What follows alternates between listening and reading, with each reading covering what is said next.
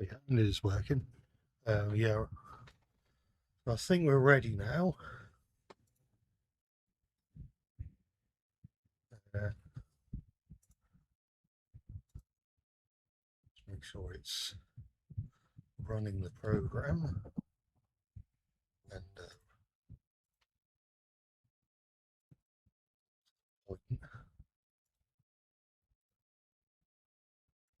cool.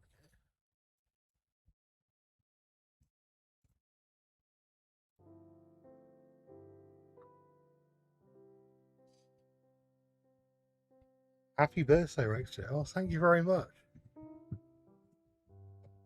Yeah. So yeah, the first attempt at the stream tonight went horribly. So hopefully this won't be too bad. No, I think I remember how to run this. I don't know what the significance is.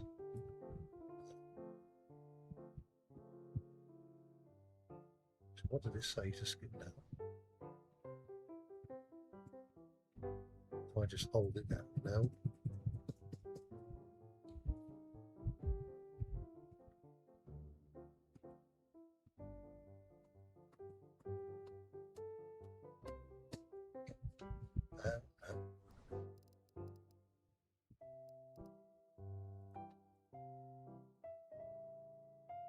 I can't remember how you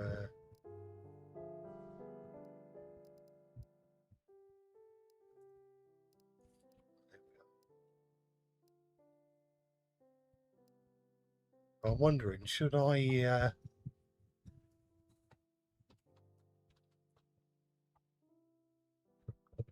didn't they have wooden trains in Trains 2004? They did.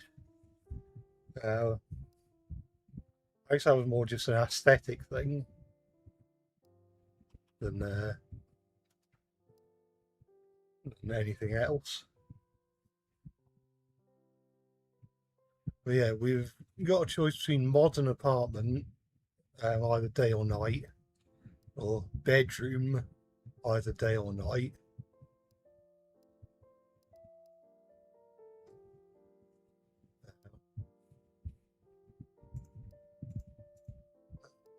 I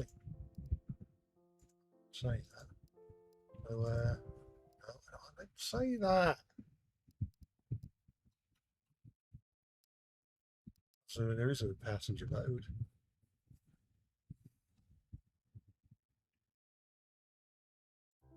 Yeah, I've not. No, I don't think. If I remember right, I've never actually played the passenger mode.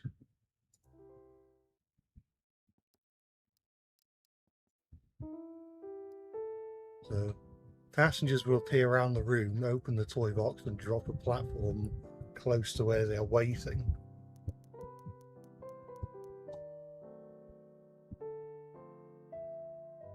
Train 2004 was your childhood trains game.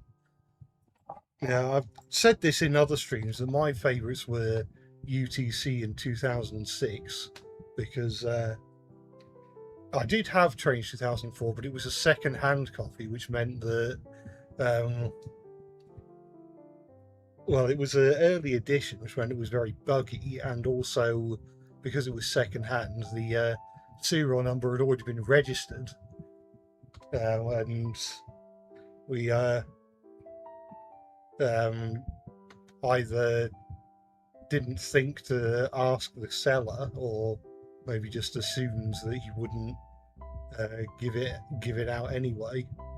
But it meant that I was kind of stuck and couldn't really download any mods for it.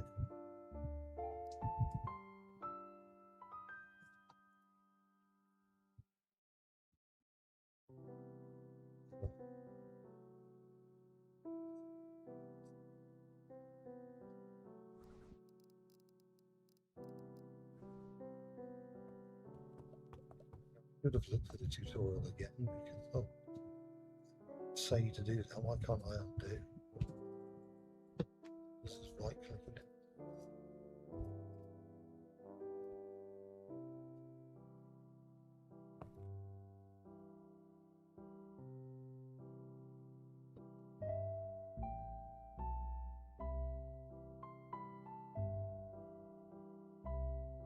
Train Simulator 3 is just a mobile, unfun version of Trains Railroad Simulator with no route builder.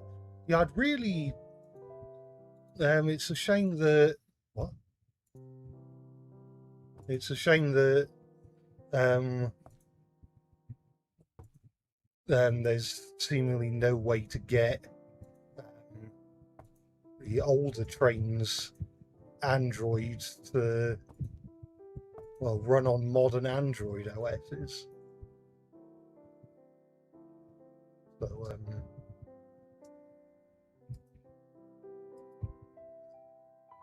So, I swear I have played this game before, and it. What's the matter? Why does it keep? Am I doing this wrong? Because is windowed mode not actually supported?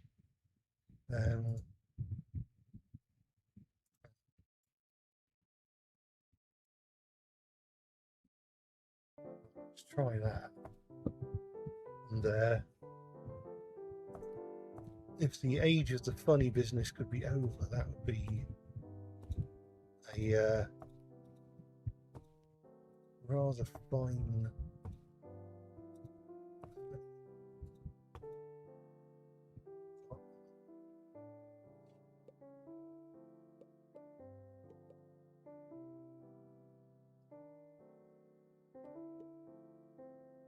I remember. I swear this game used to work.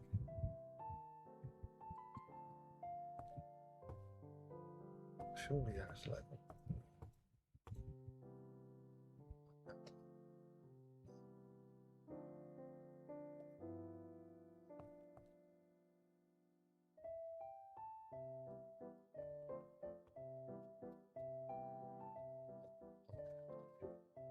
Oh.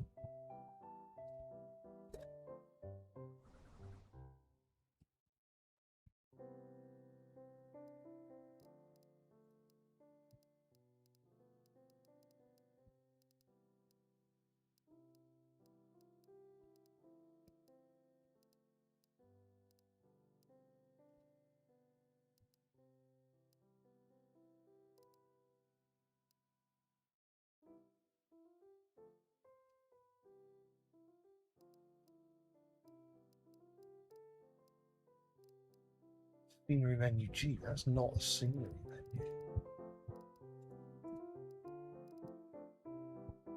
That's just a general menu.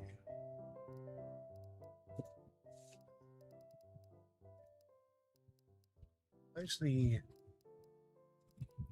add stuff?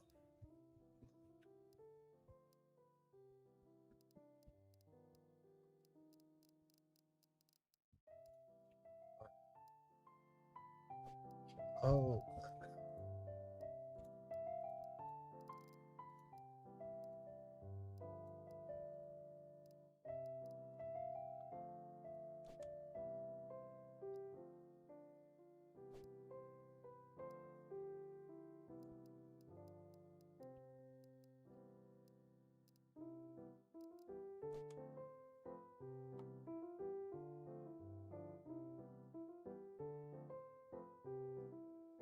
So, is there a specific reason why you've decided?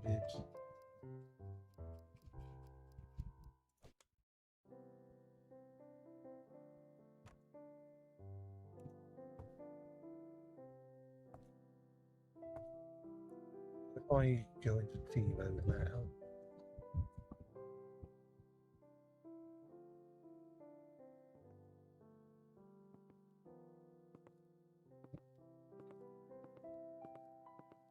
I fix it up.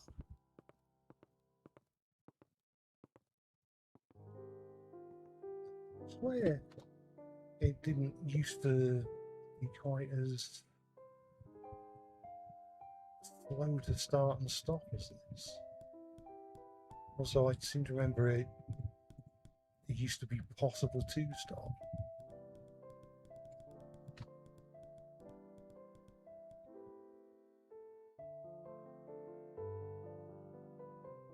Do I think this game should have more toy engines? I think it would be nice. For me, other than the lack of workshop support, I think the main thing I'd like to see from this game is 45-degree curve.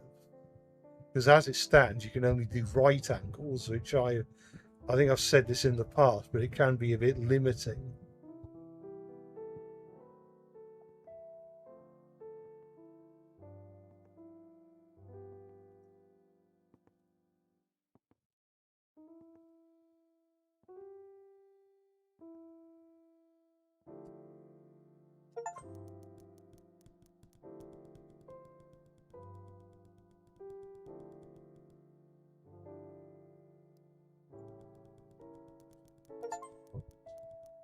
Somewhere.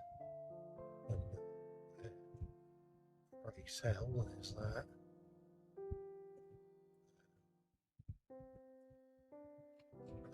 I don't see anywhere.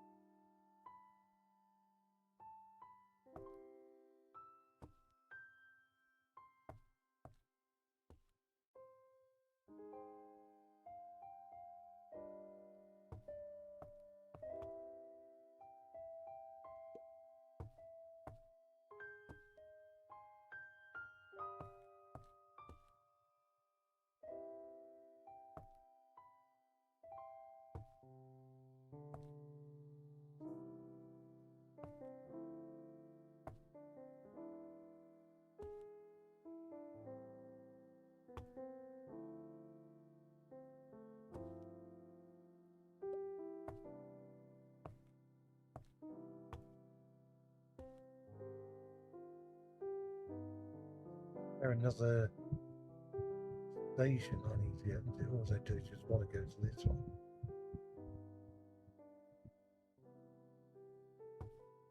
Assume unless otherwise stated.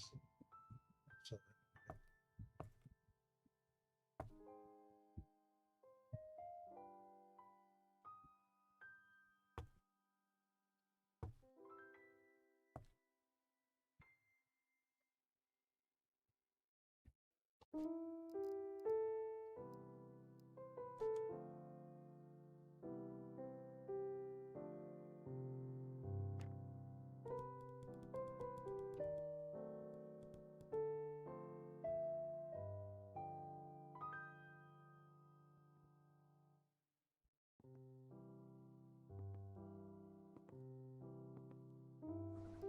do make it a tram. Get stuck here. I stop it from doing that. It's supposed to say yes.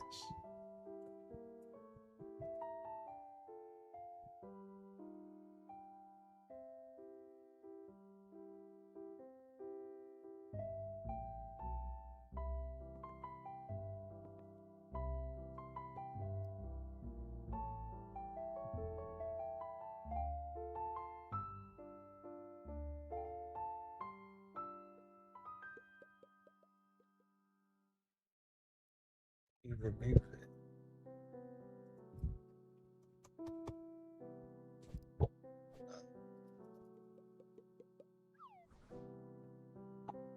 Button that was.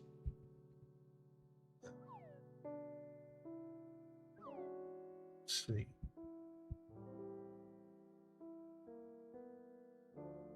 Also, where did all that track go?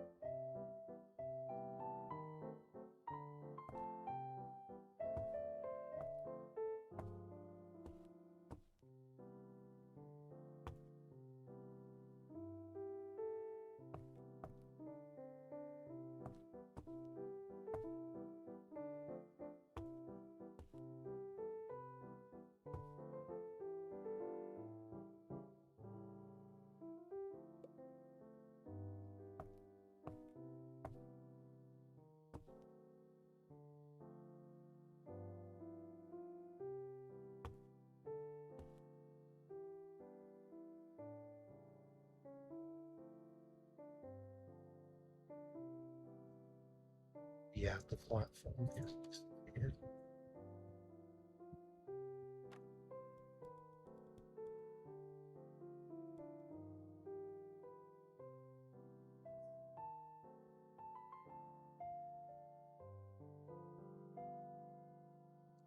Do it properly now. Still gonna refuse to acknowledge the fact that things have changed.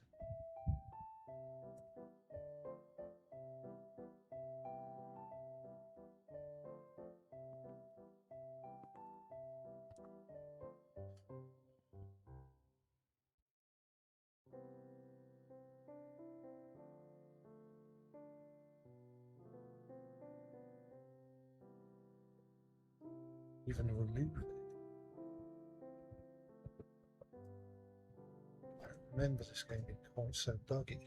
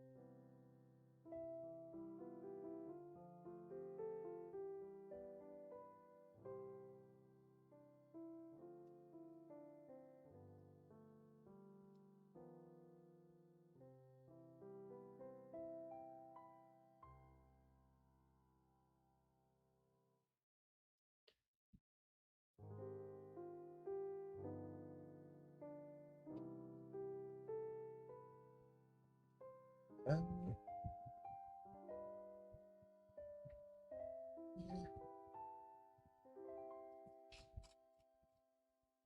what?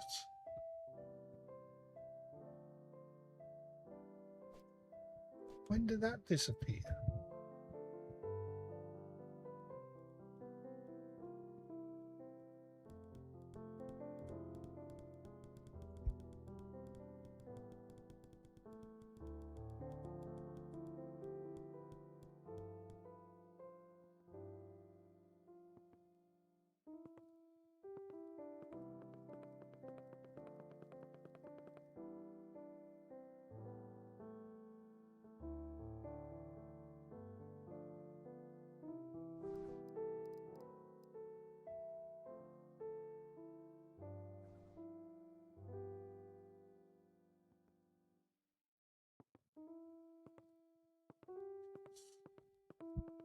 Maybe itself.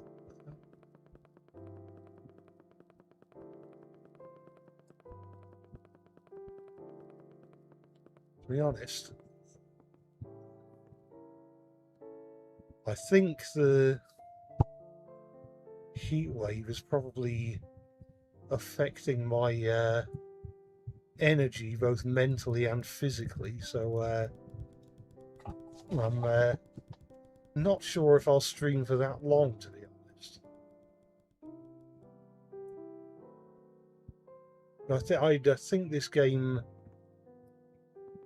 probably deserves a stream where I'm a bit higher energy than this.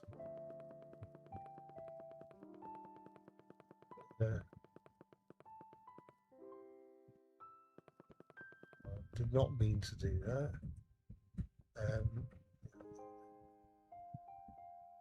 It's a 9 out of 10. Where's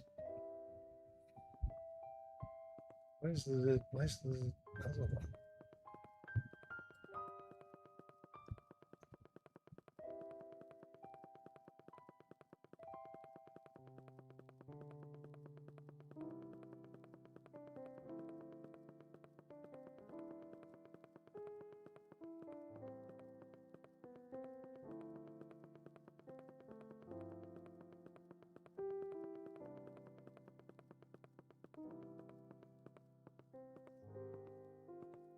Push myself too much. I'll try not to. So was that not connected to that?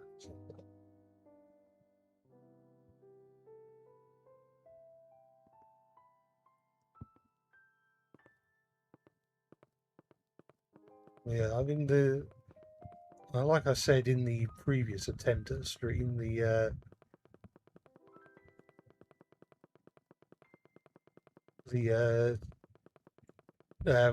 next Wednesday is when Dench Attack comes out, so I'll probably stream that probably on release day, and maybe forego the Friday stream. Is there like a break? Button? I don't know. If I no, apparently you can't view the. Oh, yeah, you can.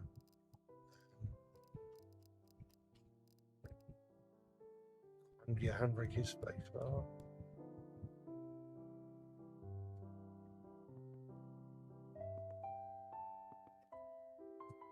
Where did that go? I didn't say that. Maybe they're still there.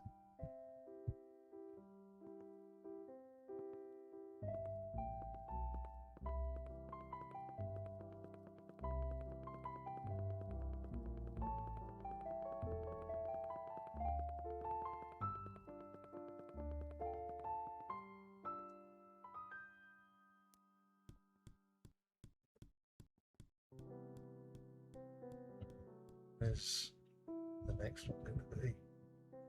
Waiting on the dining table. I think I can figure out what's happened here. I definitely got some frack there.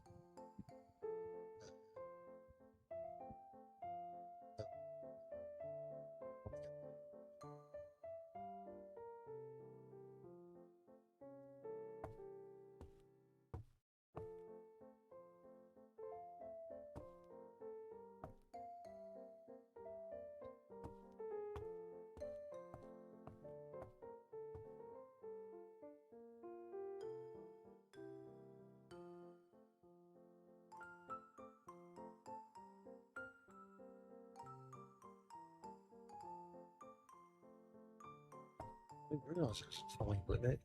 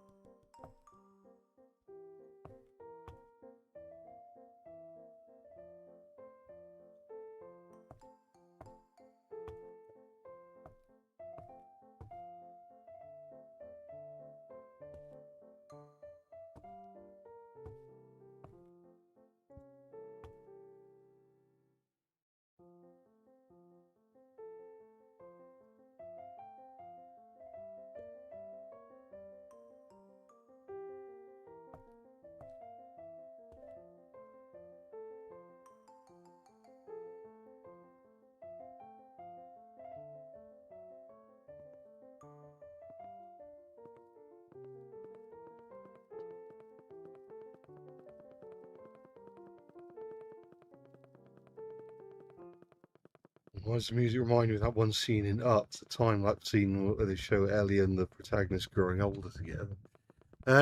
Yeah, I suppose it does have that kind of a similar-ish vibe to it.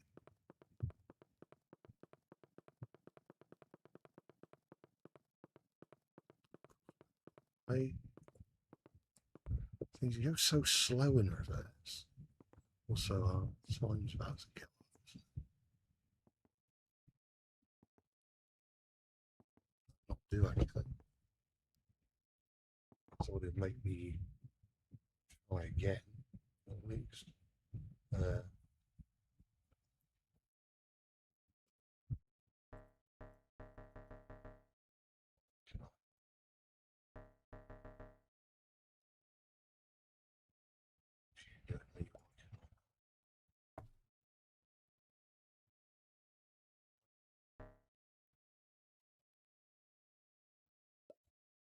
I don't want it to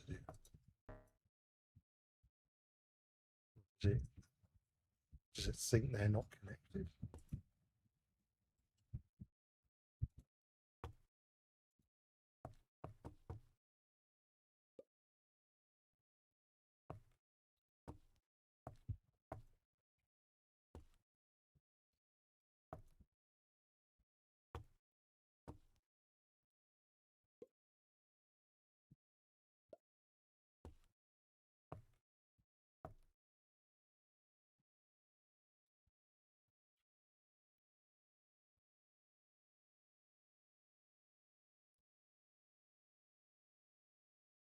Music stopped.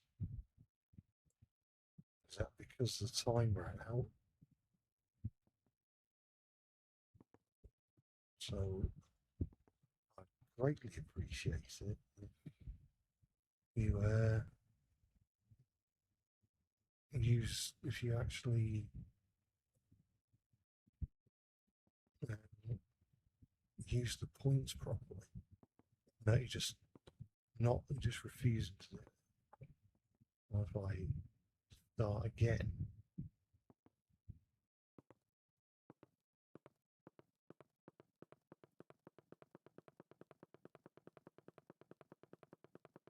There we go.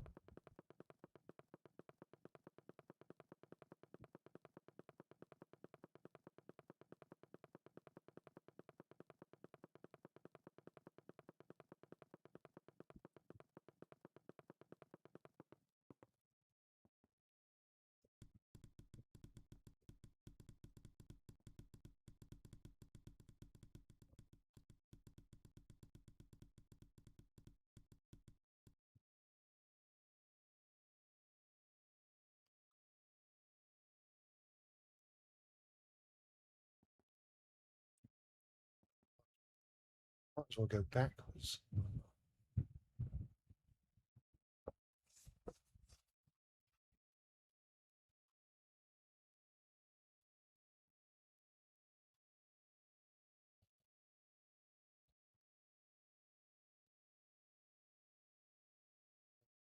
No music.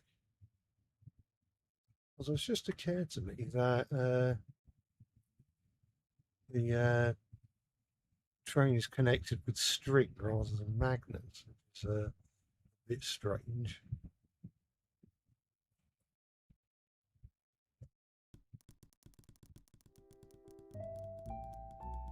Music's back.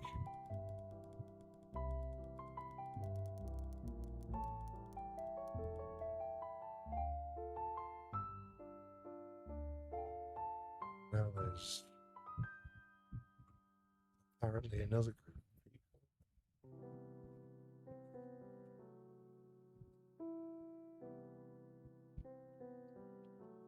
Down here.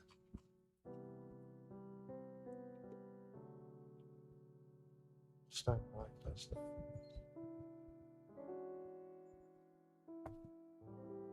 Well, what if I don't want to?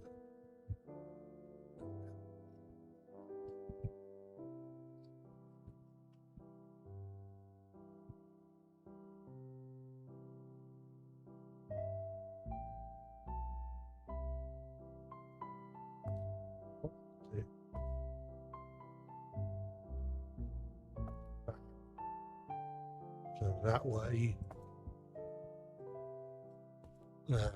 regardless of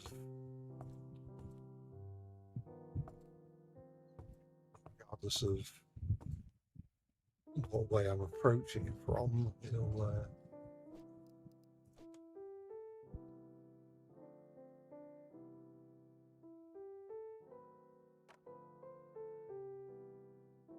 think that'll work.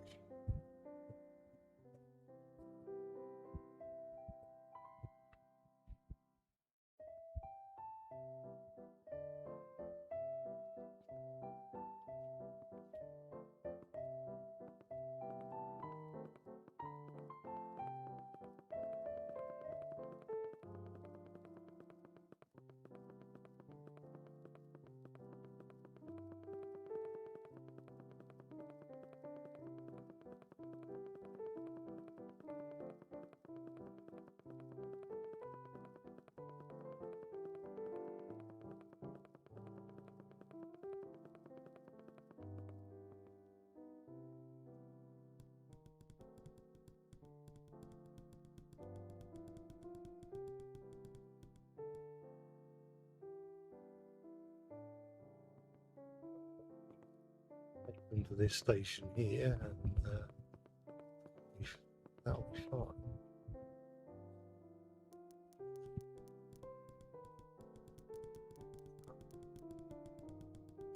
Some of them jumping on the air. Interesting.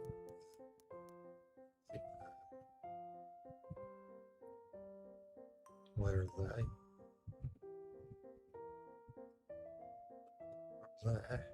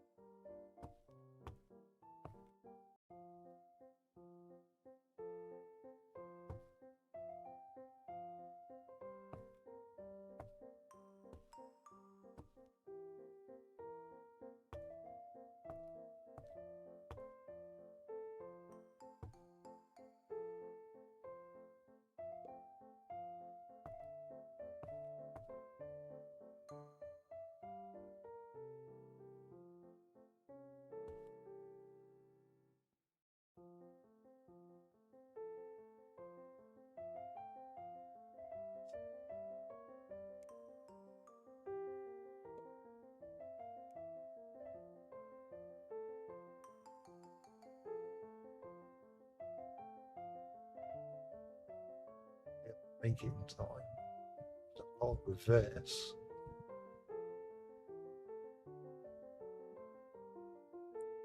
Definitely not making it in time.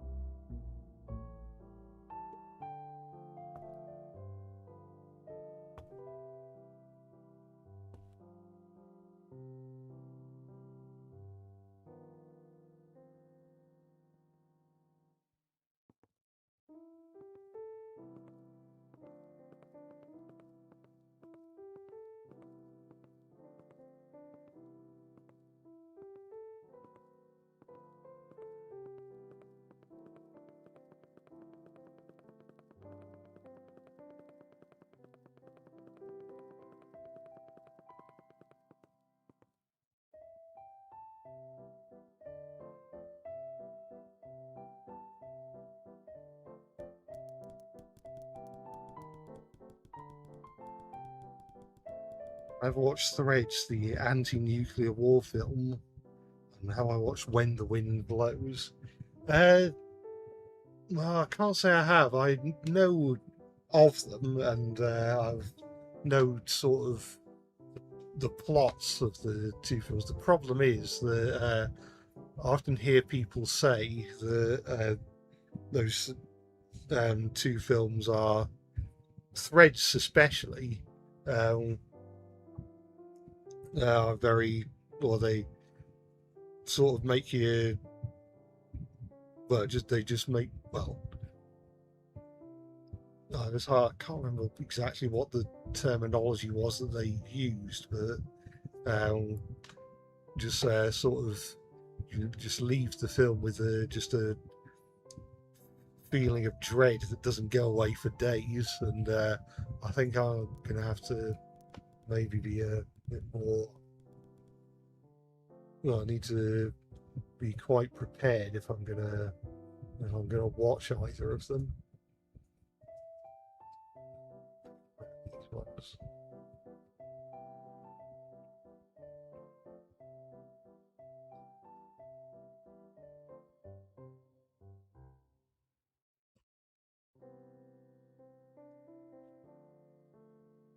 Yeah.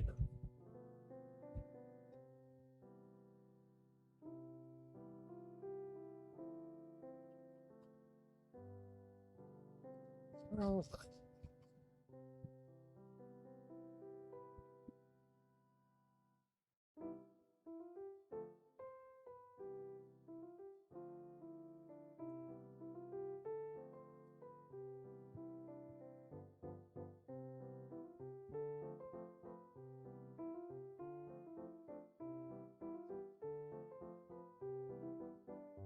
not seen.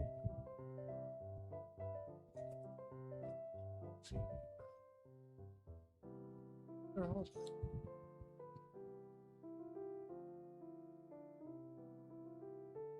maybe this is a sign to stop streaming. Maybe if I'm this out of it, then maybe I should just call it a night. I'm not sure. Because they do not appear to be anywhere.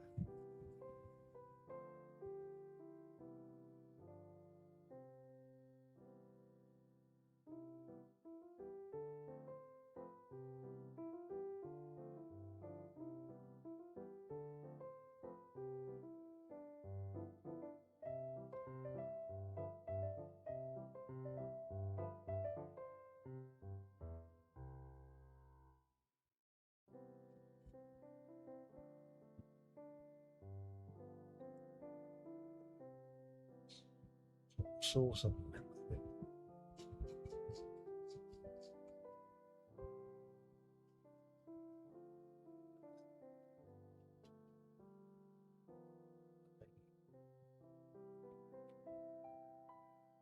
Maybe. Oh, they're up there. I think. Yeah.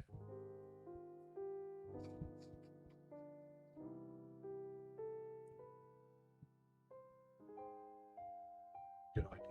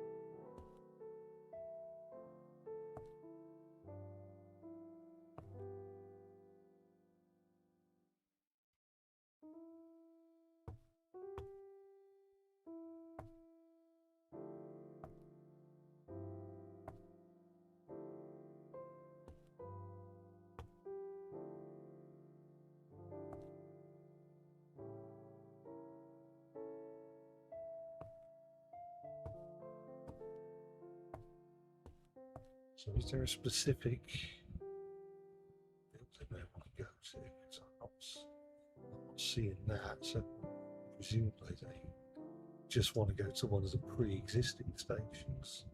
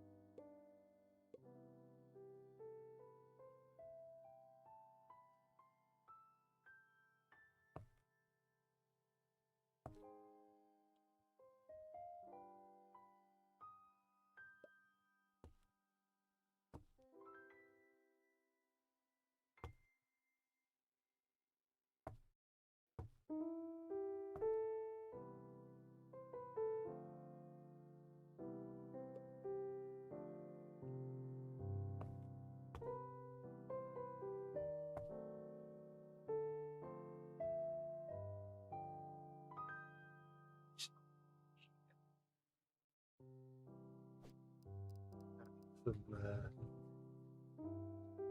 speed boosters here and there. Stop it. Check.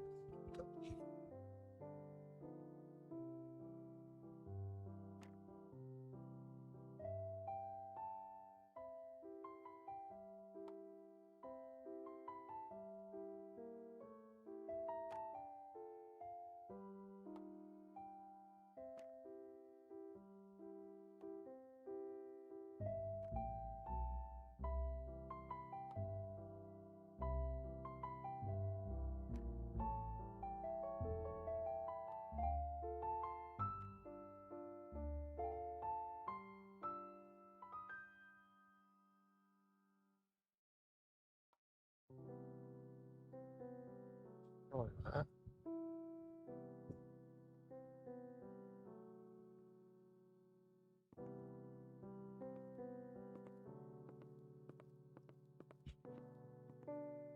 Go the right way, that would be much appreciated.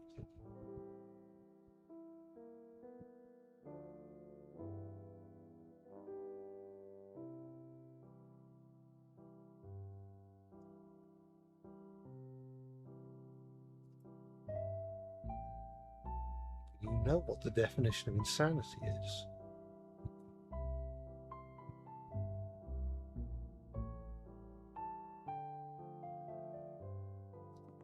Why is it doing this? It costs literally nothing to just do what is asked of you.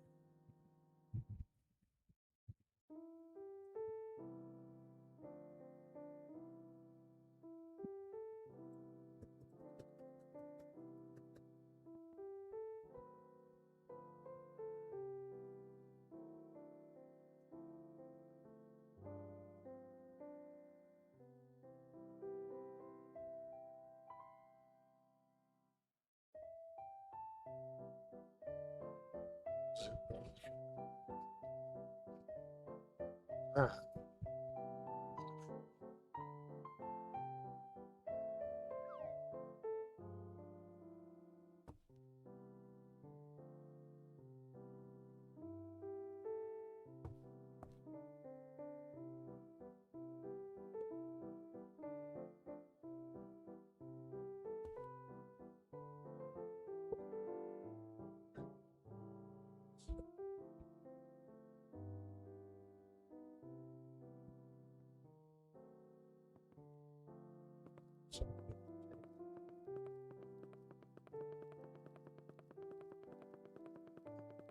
I'm pressing the wrong button. Doing it now.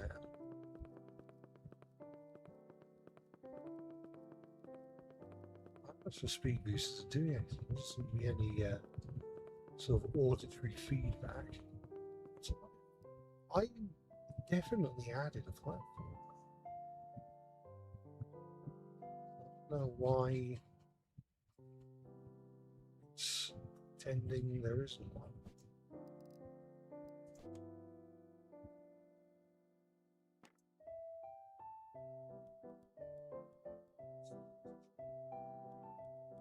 Or if this level has an end or not, but if it does, then I'll probably just play it till then.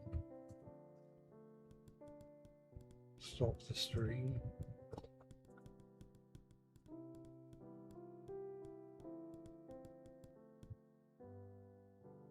It's heat begins to melt my brain currently. I think it is.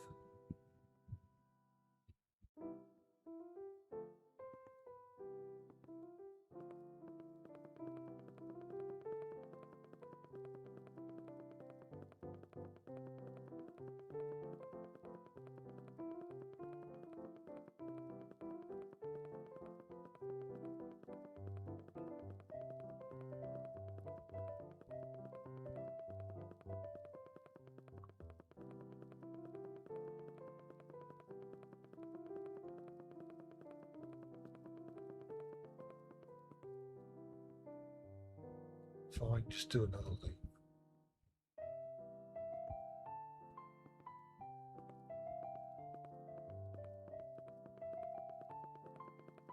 I'd rather do that than have to reverse. Also, hang on a minute, where did the station go? Since when was that not a thing? And there isn't another one, so just have to re-add it.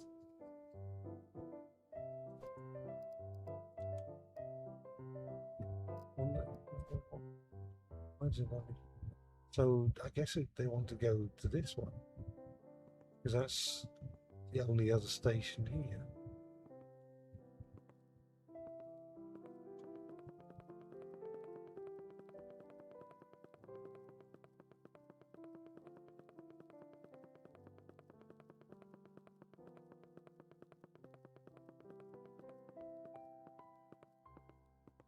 Means I have to reverse most of the way.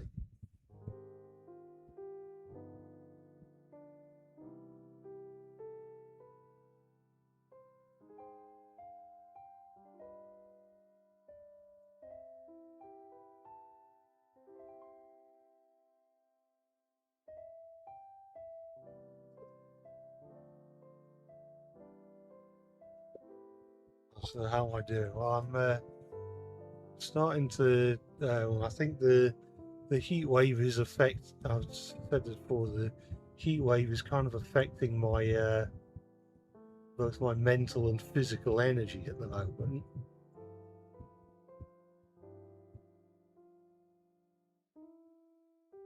So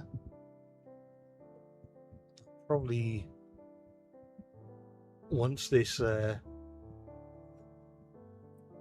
session once I've oh, come on. No. There is nowhere else.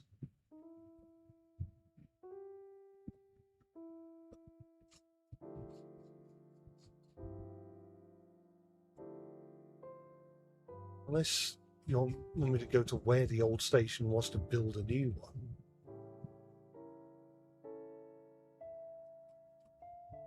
So are they even construction workers? I don't know. Maybe they're. No, say that.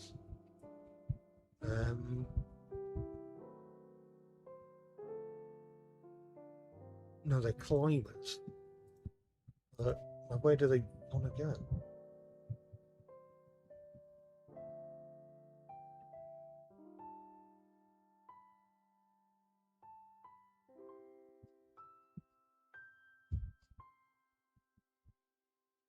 any sort of hint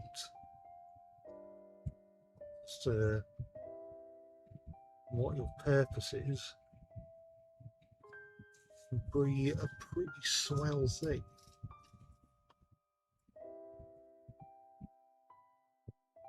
Or is it, when it says jumps 0 out of 5, does that mean I need to do 5 jumps and then they'll be satisfied?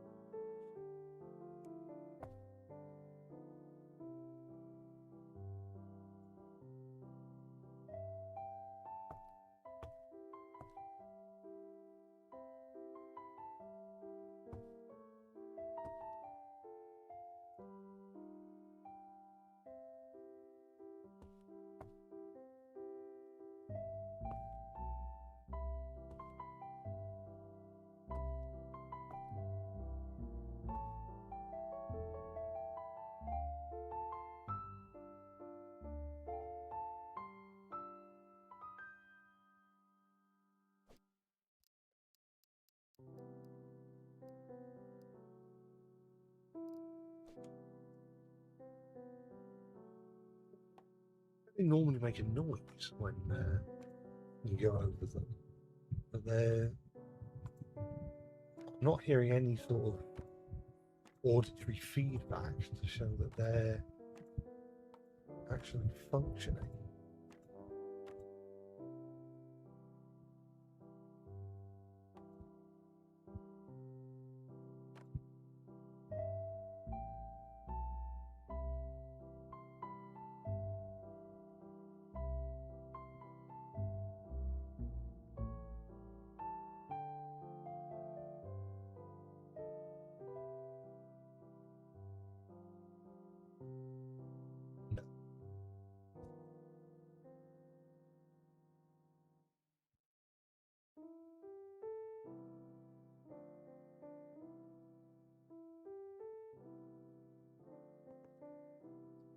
What's the matter?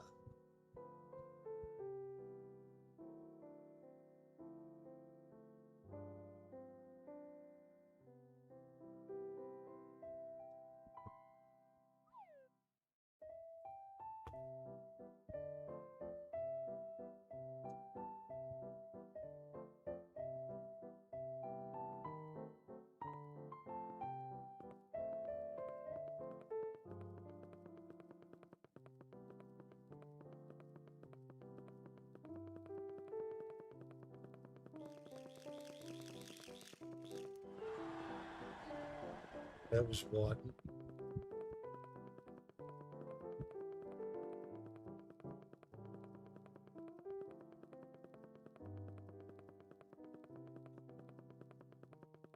I mean, I don't know if I just reuse the same jump again. That's cheating.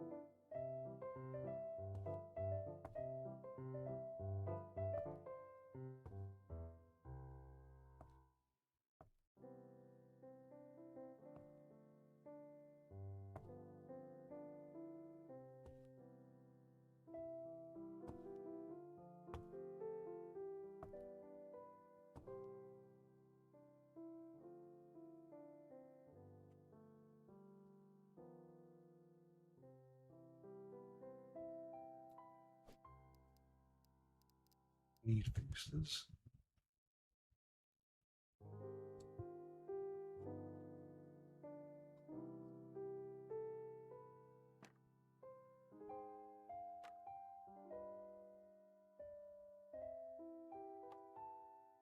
So, that's like,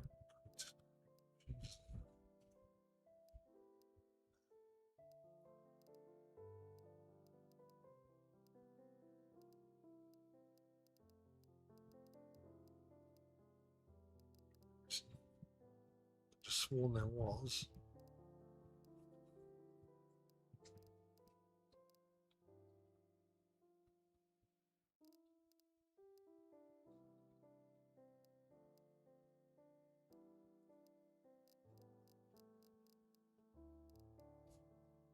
Unless it's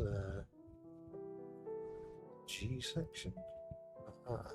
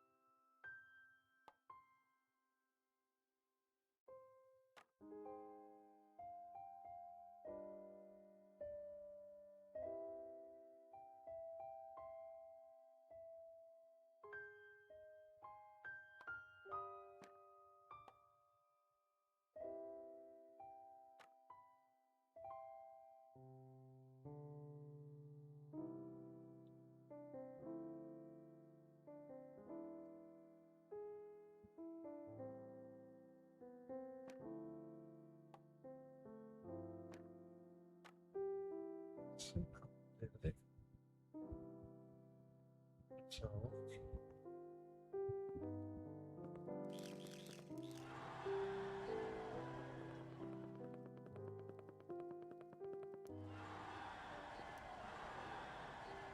oops.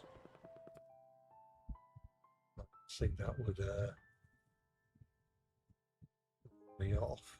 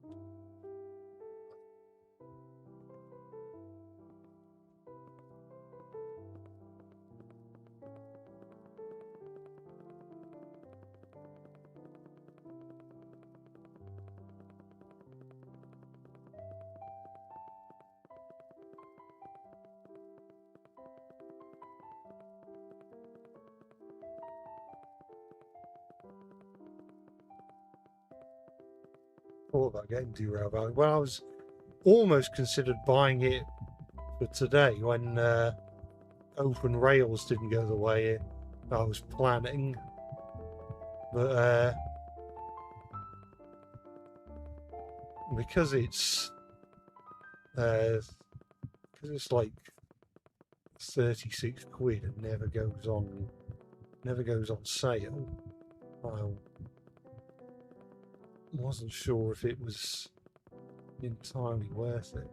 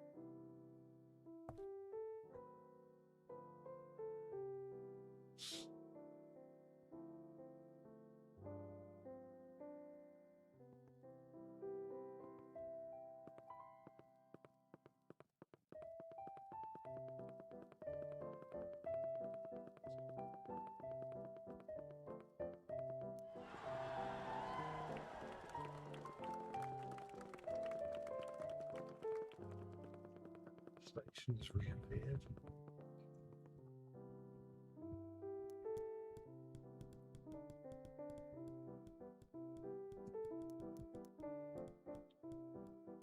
Is that it?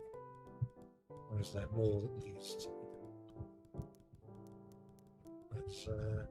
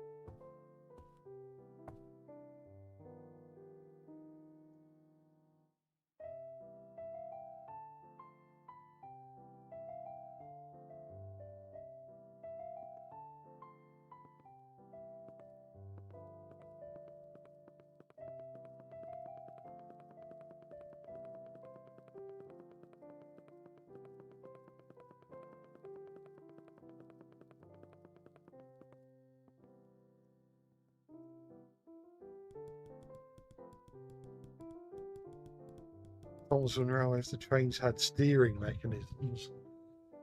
Yeah, I suppose that's one way of getting around the fact that the points don't have levers. Maybe they could have introduced like an RC powered um, Thomas wooden railway train, or just a wooden train in general that had a steering mechanism. So you could, so you could choose which set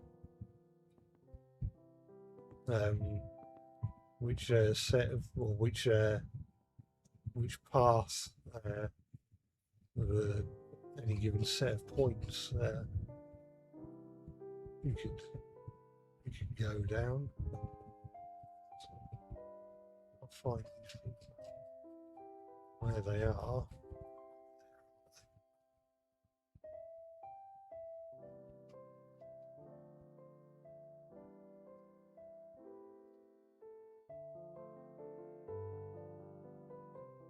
Here.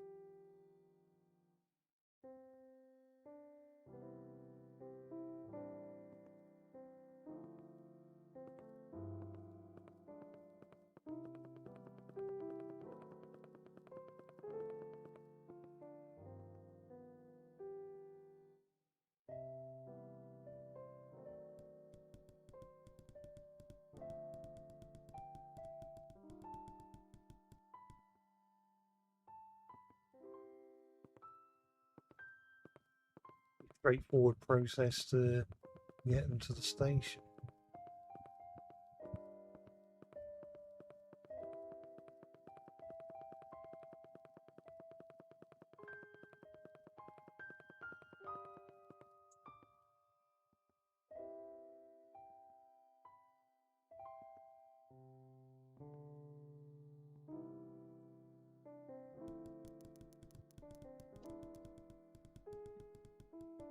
As if Wilbur was just 16 in a trench coat making people and engines think he's dead.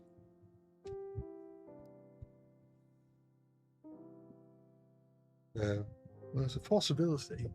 Congratulations, I've finished all the stages in this environment. I can continue playing with passengers appearing randomly around the room. I also unlocked the bedroom. Yeah, that's the bedroom passenger stage. Well, what's the time now? It's 20 to 1. I'm not sure whether or not I should continue. Maybe do a couple more. I'm not going to spend the rest of my life doing this.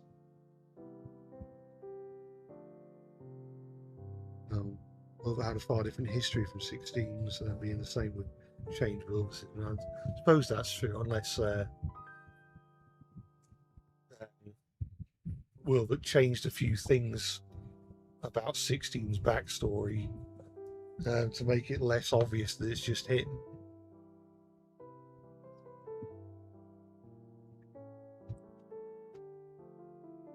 Might play up until around 1, so that gives us 20 minutes.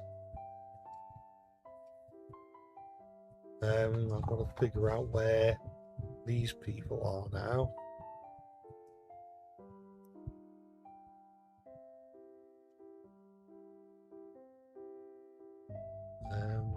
Not seeing them. They not here, are they? Unless they're only going to... Oh, they're now just showing up at platforms already built. That's fair enough.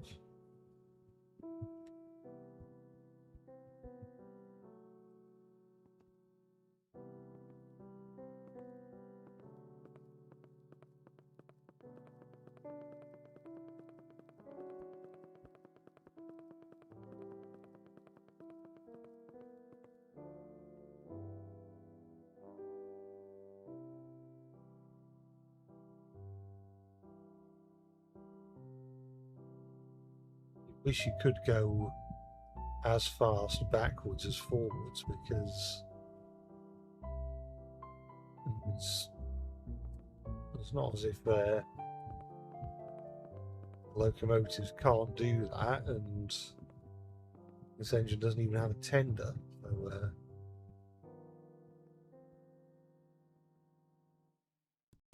we don't have to worry about that.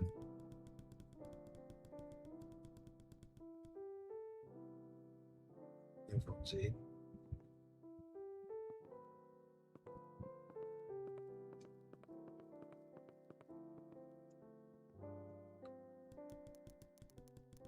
Already getting off.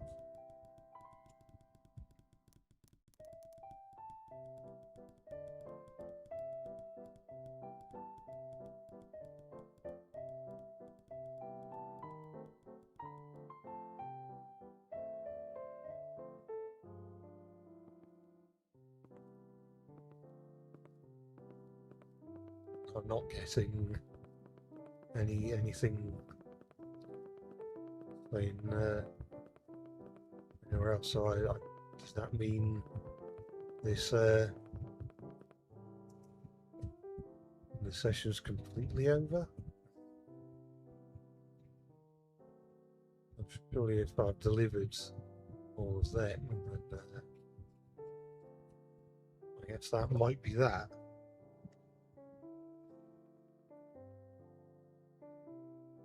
Mind you, having the elderly Faith makes no sense if he's the replica, since the original one was scrapped.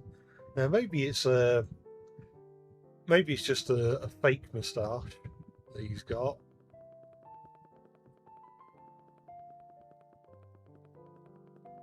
maybe his maybe if you take off the moustache, he actually looks very young and handsome underneath.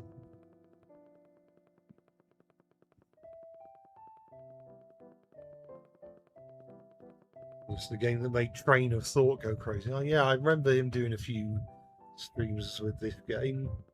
Like I said, I probably will revisit this game because I feel like it deserves a stream where I'm a bit more enthusiastic and high energy, because I think the heat wave combined with the fact that I couldn't get open rails to do what I wanted it to do basically meant I was sort of a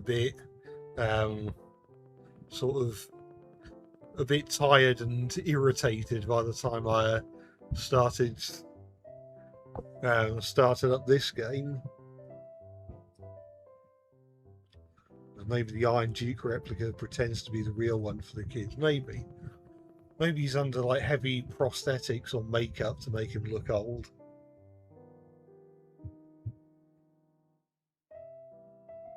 Maybe it's like a mole Santa or something.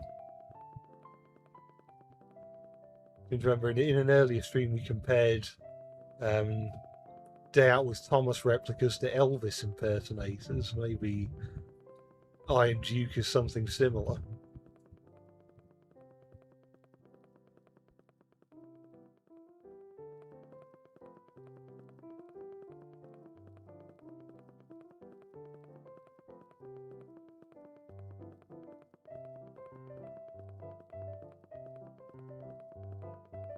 I suppose I can now check to see whether my repair or my fix to this particular bit of track. Nope, it's still caused me to run off the rails.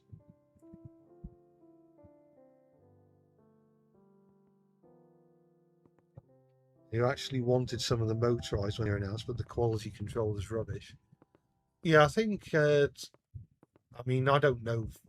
At the moment, I've only got Thomas and Rosie, and because I don't have any of the new motorized track, or indeed much Trackmaster 2 track, I think I only have one set of that, which is just a very small all engines go set. The only all engines go merchandise I own, just because I wanted a little bit of track for the last year's motorized stuff. So I've not properly tried the new motorized trains. The thing is, I do like how they look and feel. Like, they feel nice in the hand. They have quite good proportions. I like the fact that they're a bit smaller than the previous ones, because they're just that little bit more interesting, I guess. It almost makes you wonder, how small could they have been? If I'm a hold down reverse, I can actually make it across. But yeah, it makes you wonder if they didn't have to make them the same gauge as the old stuff, could they have made the new motorized trains even smaller, I wonder.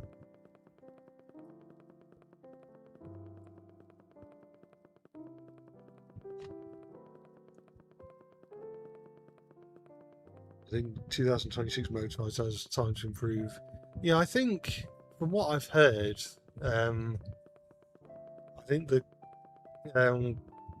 as more examples are coming out, like the more they're being released in more countries. I'm not sure what made it do that.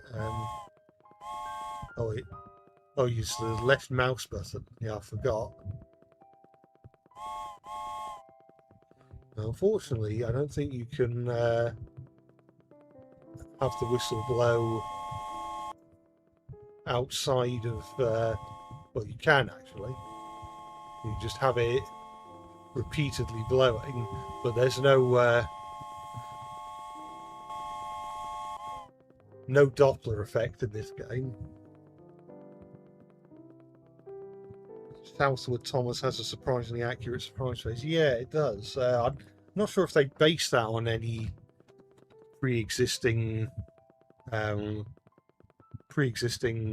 Thomas toy. I'm trying to remember the ones that have that particular surprise phase. I think there was a Thomas Wooden Railway Thomas that had that type of face. I think there was a Bandai Tex one as well, and a Nakayoshi one, although it's definitely not based on the Nakayoshi one, because for some reason the Nakayoshi Surprise Thomas is all like, it has that face, but it's also like he appears to be smiling at the same time, which is a bit strange.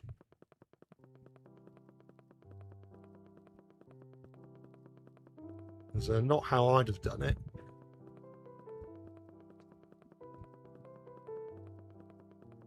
The Southwood Duck and Rusty are the most accurate. Just remove the Southwood from their sides and that's it. And I suppose, although, if I remember right, does the Southwood Rusty have side rods, which obviously the real Rusty doesn't?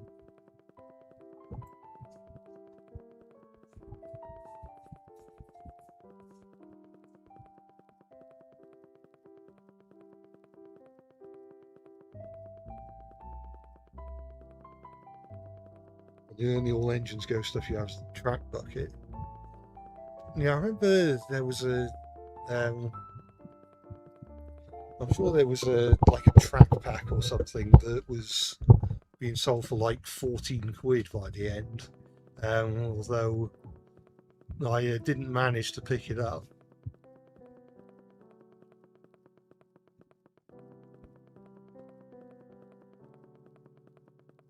We also removed Southwood Rusty side rods, yeah.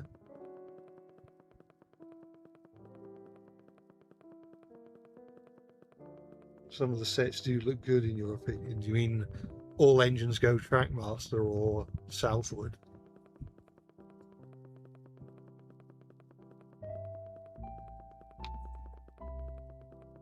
This is interesting because I do seem to remember, like, particularly with some of the push along All Engines Go sets, some of them are actually half decent. It's just, I think the problem is, I think I've said this before, but the thing with All Engines Go is because the sort of engine designs and the sort of general look and feel of All Engines Go is so far removed from what I want from Thomas that it kind of doesn't matter how good, how accurate the toys are, if that makes any sense, because it's just being accurate to something I don't care for.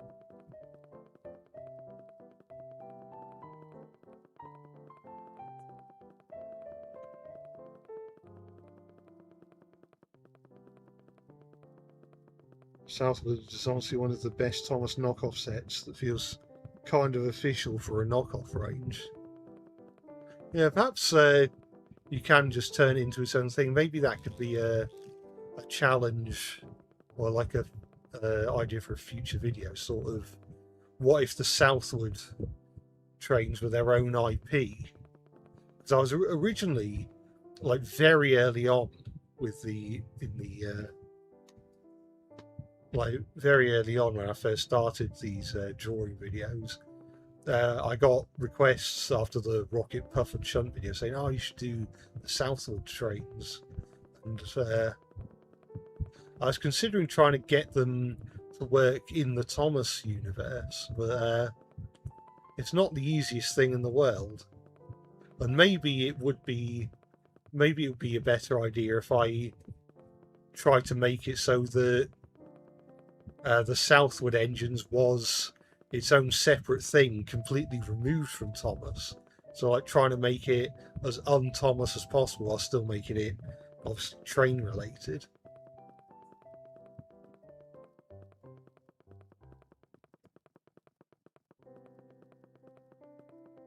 Southwood Toby was defaced and demotorized.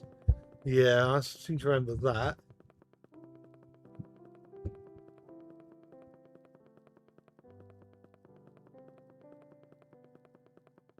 Maybe you could say that Southwood Toby is a brake van or something? I don't know.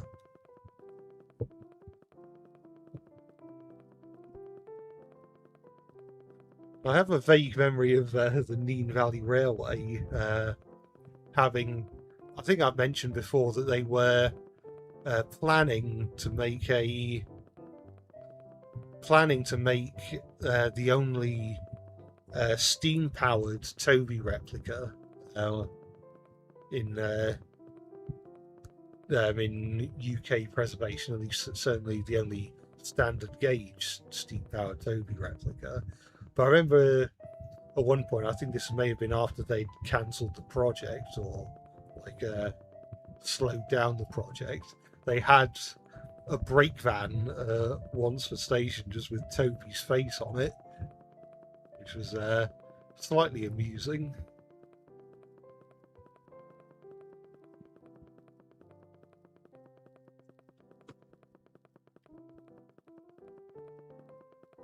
What would I think of drawing Thomas characters as American locomotives? Again, perhaps it's something to try. Maybe what if Thomas had been created by Americans rather than a British person?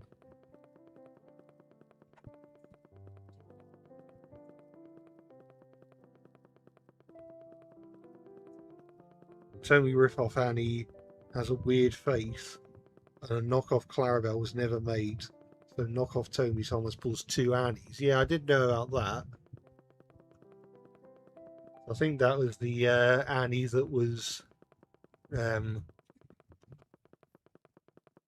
came with the Tommy Thomas knockoff that featured in the Thomas versus Thomas video that Leo Kim Video made many years ago.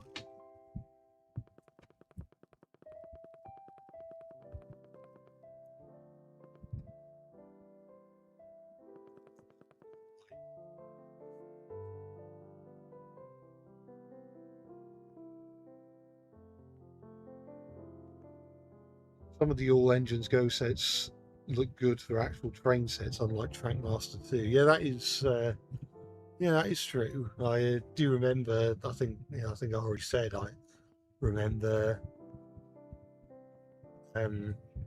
finding some interesting, or thinking some of the all engines go sets were quite interesting, or seemed quite interesting. Like I said, aside from that single one, which is like quite a small set, I never actually bought any.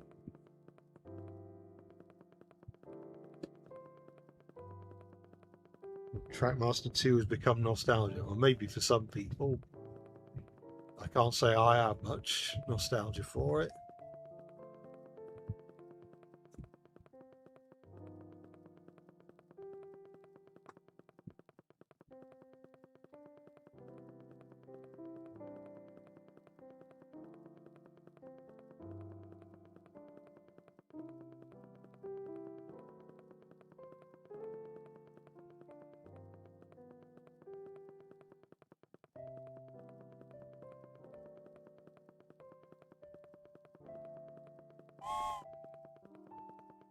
That's what's happening. It's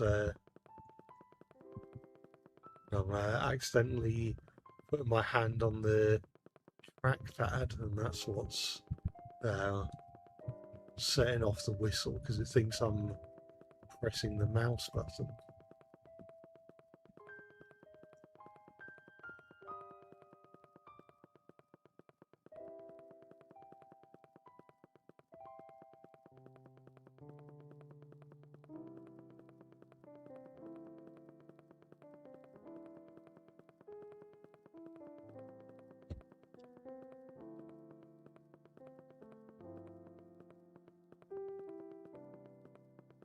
Southwood, Rusty Duck, Thomas, and Bill and Ben are huge compared to the real Toby and Trackmaster, which is funny. Yeah, I remember. Well, they run off at least Thomas does. They run off 2 double A's as opposed to 1 double A or 2 triple A's or 1 triple A.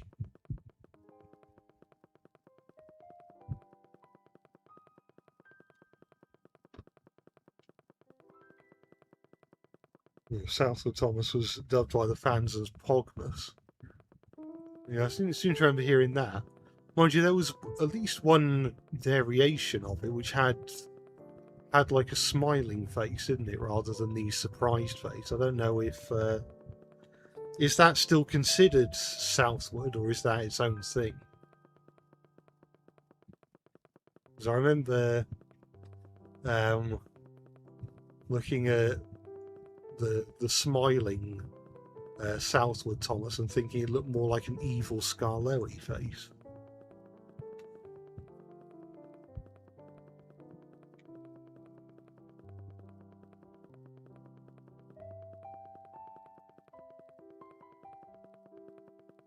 Yeah, an American version of Percy could be a porter locomotive with a standard gauge frame, and Toby could be a steam dummy, which look unusual enough to be accurate for Toby. Yeah, I could see Toby as a steam dummy in an alternate universe.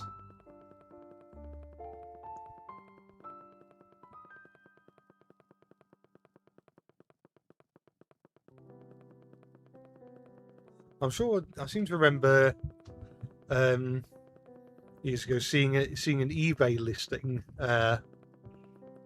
presumably from America, because I don't think Steam Dummies.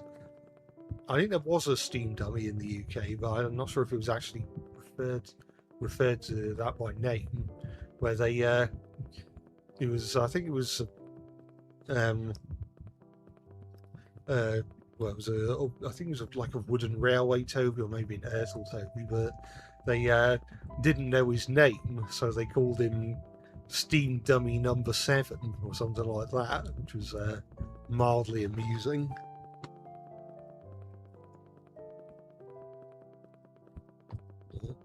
Ertl was the only range that had some of the most random stuff, like the crane narrowboat, Sodor taxi, and some random red truck. That is true. Would have been interesting to see maybe a wooden railway Sodor taxi, or a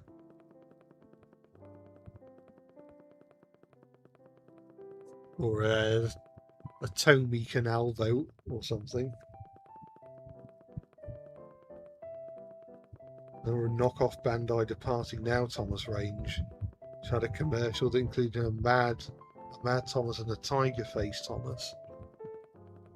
Yeah, I'll be honest, I didn't even realise the Departing Now was knocked off.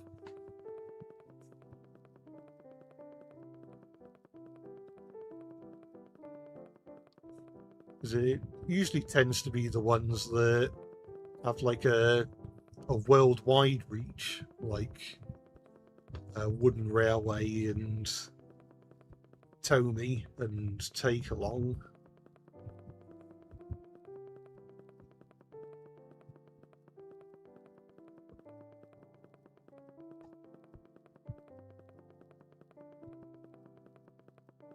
I feel is the worst wooden railway destination. Well, to be honest, I didn't have a lot of wooden railway destinations growing up. Because my wooden railway collection was mainly a Thomas wooden railway for the engines and rolling stock. There's a lot of my destinations were often stuff like Tesco wooden railway, or maybe Brio if I was very lucky. I had the Brio work shed or whatever it was called, like the repair shed or something. It's a bit worse way now because when I was a kid, I got my finger stuck in it, and I think it's lost some of its doors as well. In terms of wooden railway destinations, I'm not an expert on Thomas Wooden Railway, so I'm not sure if I can tell you.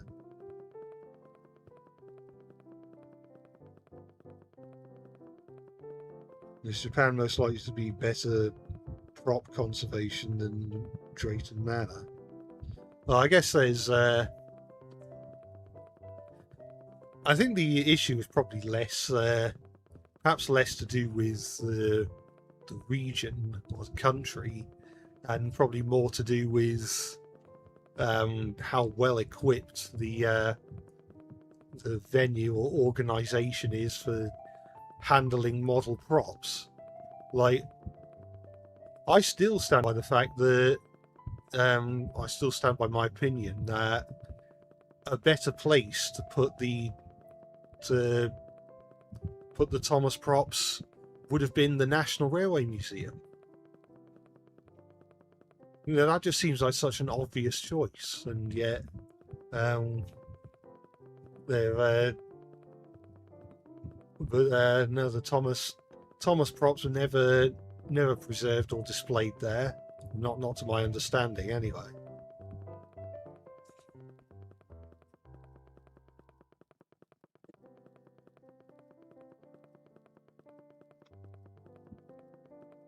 Worst wooden destination in your experience was the grain loader, because the stupid car didn't flip when it went under the loader.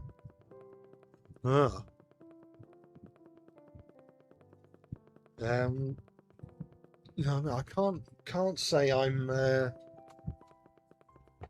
100% clued up on how the grain loader operates.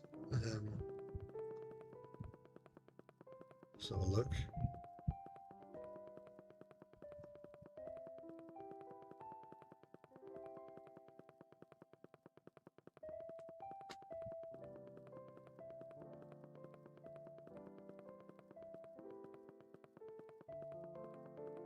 I mean, it looks pretty cool, but if it doesn't work properly, then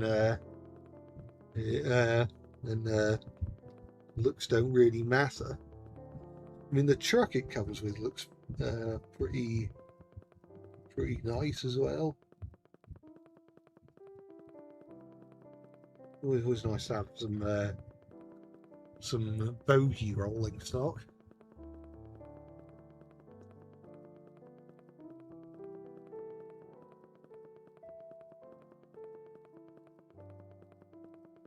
Bubble car loader is the best destination. I didn't think they loaded BMW with setters in Thomas and Friends, but I'll have a look.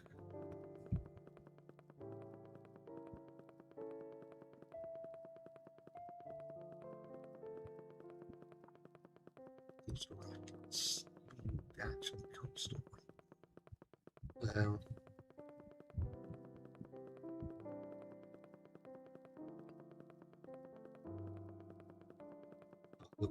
Bubble loader.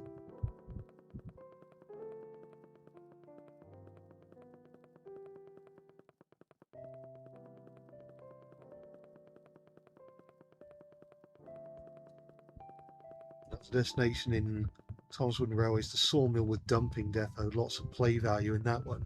Yeah, I remember seeing that in like the catalogues and the pamphlets, and thinking, oh, I'd really like that, but never getting it.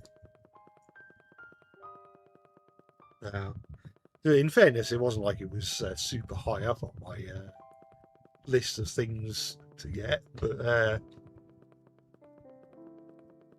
I think the problem is that it was all well and good looking at catalogues and seeing sets and destinations that you wanted, but certainly back when I was growing up, online shopping was considerably less of a thing than it was now. And if none of the toy shops in your area was selling those sets and destinations, then there wasn't much you could do. In fact, we could never find a proper wooden railway turntable, because at the time both Thomas Wooden Railway and Brio did their own like half decent turntables, but the only ones we could find were just small turntables that could only fit one tenderless engine on the turntable, which kind of defeats the purpose, because the whole point of turntables is for tender engines to turn round. And so my dad actually made me a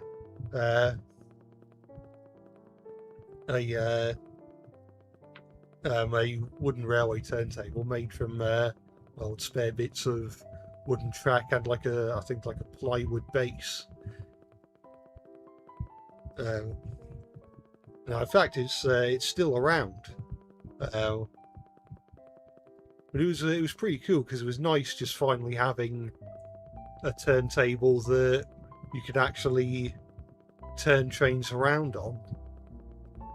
Actually turn something bigger than just, like an 060 or an 040.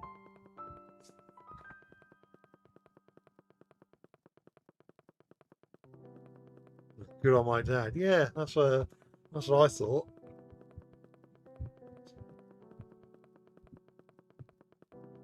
Always good to have things like that.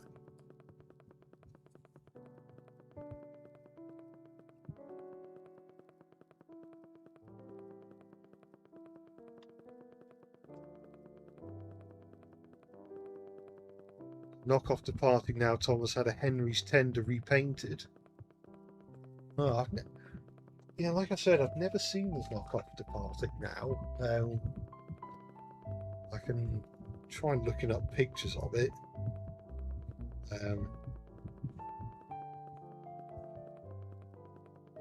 Counts.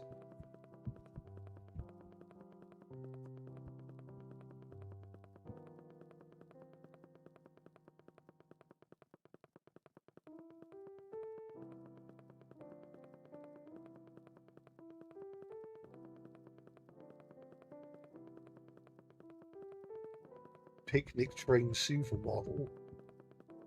That's what they were called, apparently.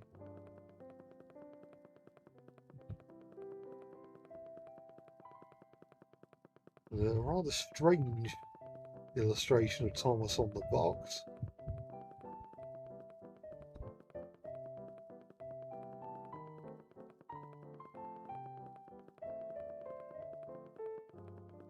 Apparently there was one with a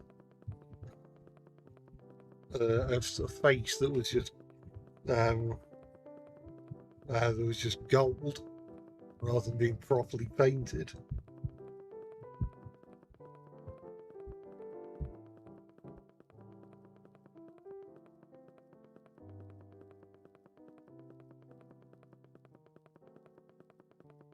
There's the picnic train tender, which was just Henry's Tender, and also it's the station that came with it.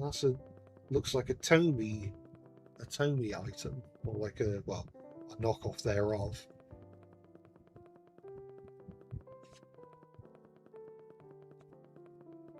Brio had a Thomas range in the 90s, and their carriages looked quite nice.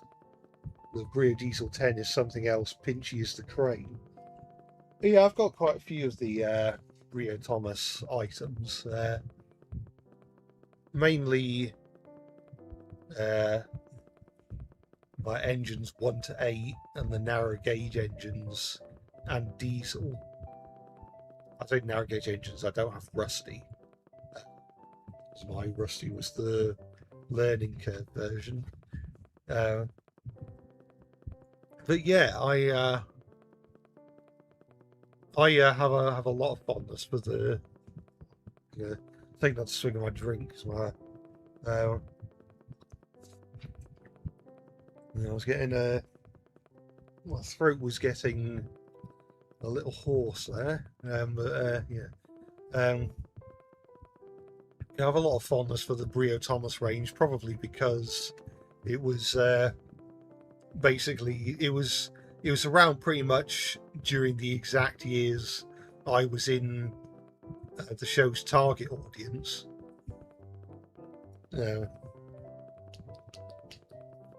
And yeah, I think I've said this before in a previous stream, but I liked how the Brio Thomas trains had separate red running boards, which, in my opinion, really made them pop in comparison with the Thomas Wooden Railway trains, which the running boards were part of the engine's main body and thus were the same base colour as the engine's body.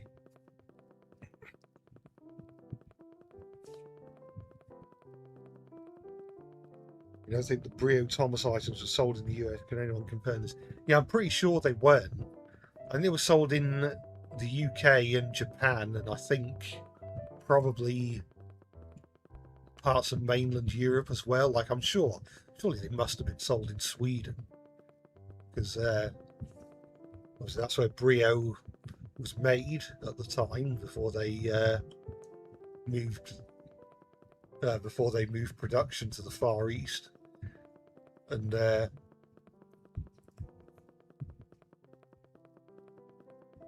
was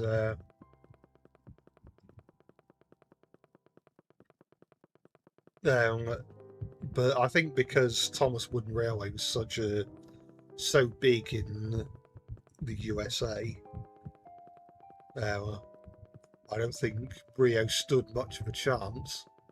It's interesting though, because before the Brio Thomas range existed, the learning curve Thomas Wooden Railway was sold in the UK for a time, which is because I remember having, because I distinctly remember the sort of like 1993 to 96 like Owen Bell packaging for the individual engines in the Thomas Wooden Railway range, but absolutely zero memory of the like the 1996 to 2000 packaging, where it was had like the brown labels for the engines, and it had like the stripy like the stripy blue background with the earlier Thomas Wooden Railway logo with like the Owen Bell illustration again, and stuff like that. And I later found out that was because the earlier stuff was sold in the UK, and some places had continued to have a bit of a backlog of that stuff, like well into like the late 90s. I'd have said, like, there was a furniture shop not too far from where I lived, which sold Thomas Wooden Railway items, and they continued to stock the 1993 to 96 style packaging engines, like probably up until like 2000 2001, when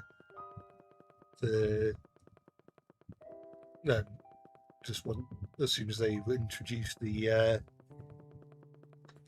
reintroduced Thomas Wooden Railway to the UK.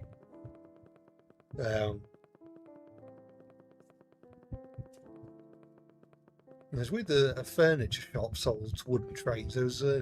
There was more than one furniture shop that we would frequent back in the day that sold wooden trains, which is just kind of interesting, I thought. Yeah. Yeah, I think Thomas Wooden Railway was sold in the UK from around like 1993 to 96, and then the Brio Thomas range took its place, and then obviously that died out in 2000, and then in 2001 uh, they reintroduced Thomas Wooden Railway to the UK.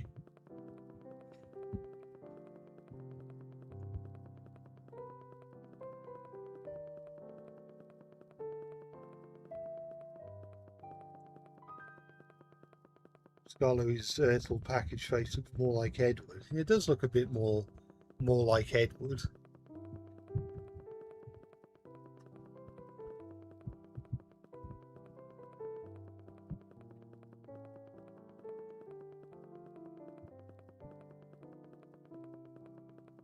What's the worst rolling stock ever made in the series itself?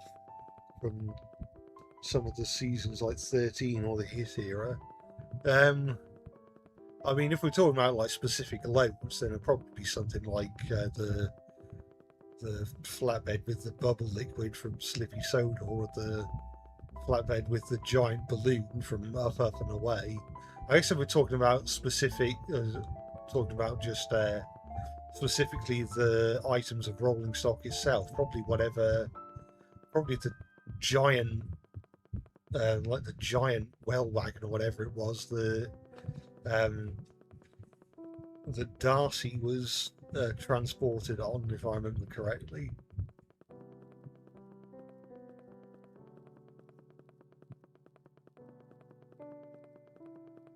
Speaking of Edward, this Hornby model always looked horrible to you. Oh yeah, that's the thing. The wooden railway Edwards just well, it's just railway Hornby Edward is just completely the wrong type of engine. Because he's not supposed to be a D49, which is just a completely different type of engine. I remember back in the day hearing someone saying that the Hornby Edward just looks like a smaller Gordon, and I kind of see where they're coming from. I'm still not sure why they couldn't have just used like the Airfix 2P or like the X-Trying L1 or something like that, because both of them would have looked far better than the D49 for Edward.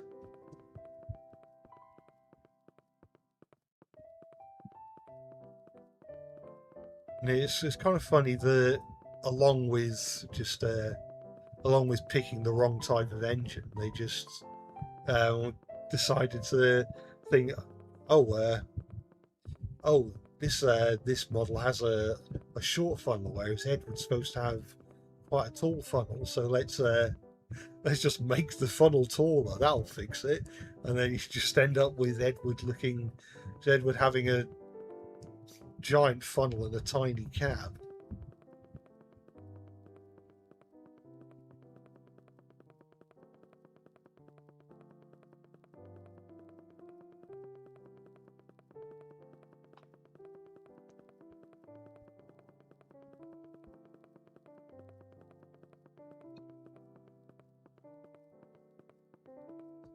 Reminded you of that ridiculously long flatbed.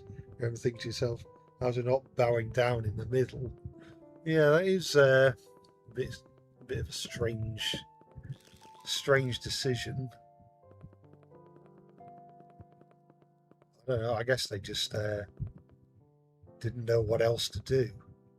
I'm trying to think, man, would it have been practical to transport her on like 2 flatbeds or more? I don't know.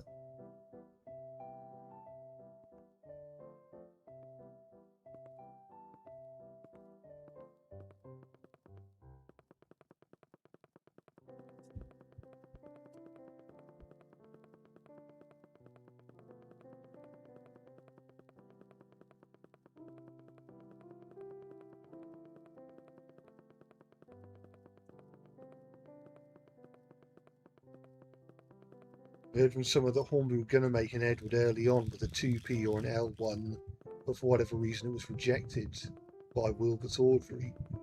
Kind of ironic if that's true. Now, if you remember right, there was a photo to back it up. Now that would be. I'm sure. I do remember hearing something about that. I seem to remember at the same time they were planning on releasing a James based on the Ivert 260, which again would have been a bit of a strange version of James, like a day out with Thomas James or something. Obviously, this must have been before the late 80s, where they went with modifying the Dealey 3F.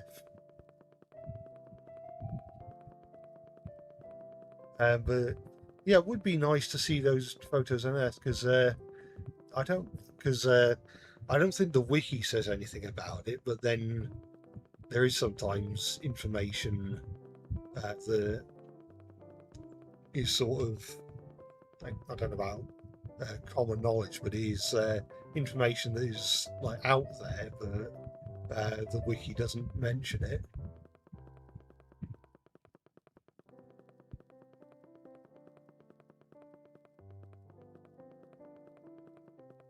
Yeah, I mean, if the Reverend Audrey rejected the Triang or the X Triang L1 for Edward, then he certainly would have rejected D49 Edward. It's weird though, because I swear the Audrey had a model of Edward based on like a 2P or an L1 or something, which is so maybe it was Britt Allcroft who rejected it rather than Audrey, because I mean Britt Allcroft was the reason. Britt Allcroft rejected the original Percy, which was originally meant to be a Caledonian pug.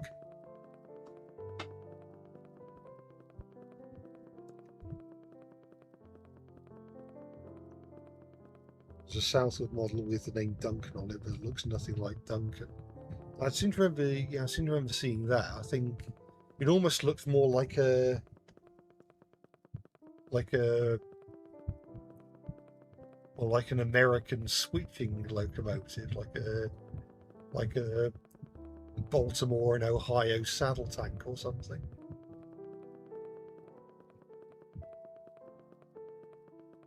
I think it's probably just the Tomy Duncan just really badly reproduced. Well, they kind of made it almost look American in a way. No, I've gone too far.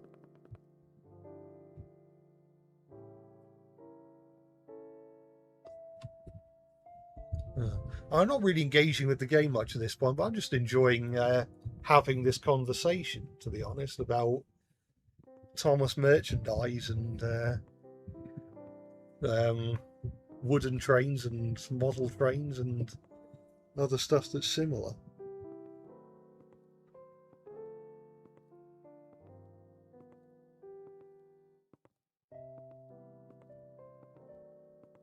How much money is the railway paying for every accident? No, I'm not sure. I don't know how much these trains cost. These are sort of like the more generic wooden trains you'd get in a set from like Argos or Aldi or something. I'm sure. Actually, I could. Well, I'll have to do this first. We can. We could repaint the. What does it mean by cabin? Oh, it's switch between a bell and a whistle. Let's have a look.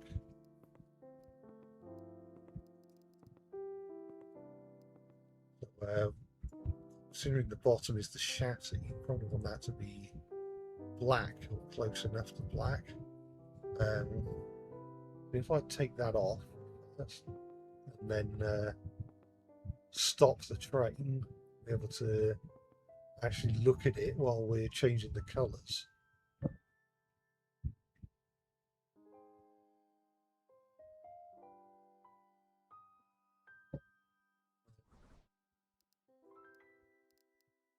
suppose I could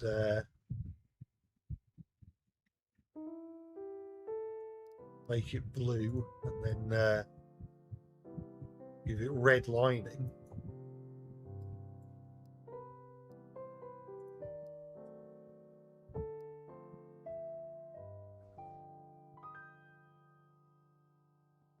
Probably the closest you're going to get to Thomas in the game,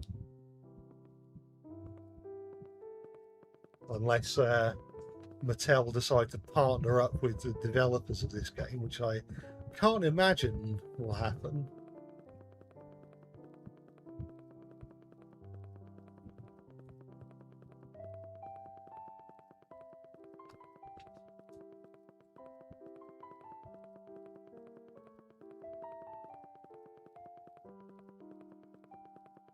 Driving Tomith. No, possibly. Wasn't that the name of a, well, phonetically the name of a Thomas knockoff? I think it was a knockoff of the Big Loader or something. It may have been the one with maybe in the one where Thomas and Percy have moustaches. On the wooden engine. Could be. Could be. Translated some pictures of the South of Thomas boxes. And they used the word Thomas as well. Yeah, well, if there's one thing we know about creators of bootleg toys, is that they see copyright laws as a mere suggestion. So I think Audrey's Gordon model is going to be revealed at the Talaclin event. Possibly. It's hard to know for certain. I've said before that I'm not going to be at the Little Engines weekend, but not to spoil much, but I think next week's video is going to be Skarloey Railway themed, so I can sort of celebrate from home, if that makes sense. Maybe it'll be good for the algorithm. I don't know. But always remember to hype the videos when you if you like them.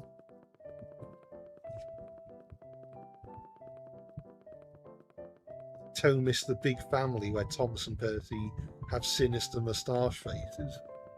Yeah, I remember thinking they looked a bit strange.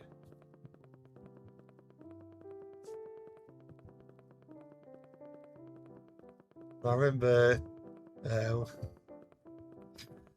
I seem to remember making a comment on a Leo Kim video. So, would you call them Leo Kim videos? That seems a bit of a strange way of saying it. But I seem to remember saying they kind of looked like the moustaches made them kind of made me think of like old-timey gangsters or something, or like members of the mafia or something. I don't know.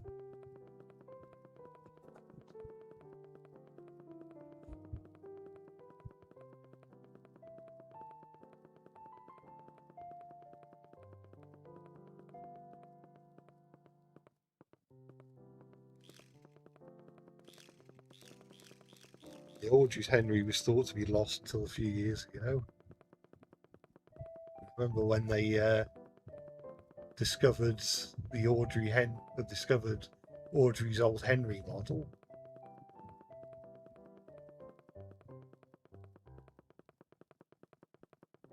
Always in the Railway Series style videos are so amazing.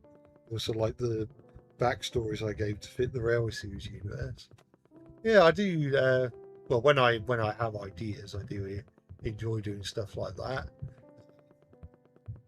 And again, not to spoil much, but I think next week's video is going to be a bit of a return to like Railway Series mystery engines.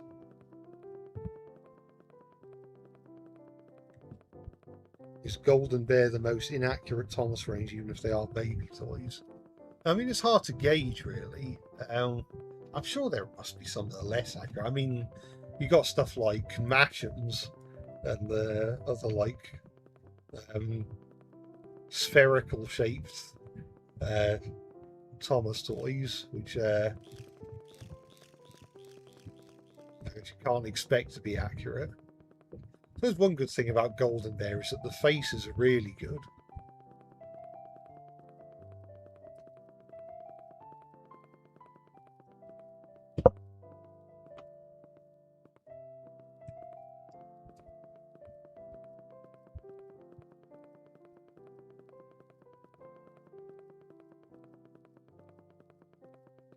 What, in your opinion, would be the scariest thing an engine in the Railway Series could see?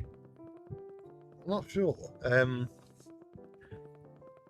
guess it probably varies depending on the engine, but maybe,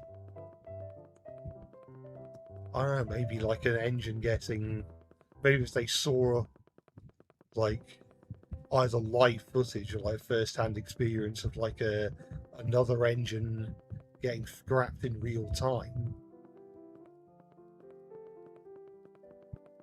I can't imagine that being pleasant.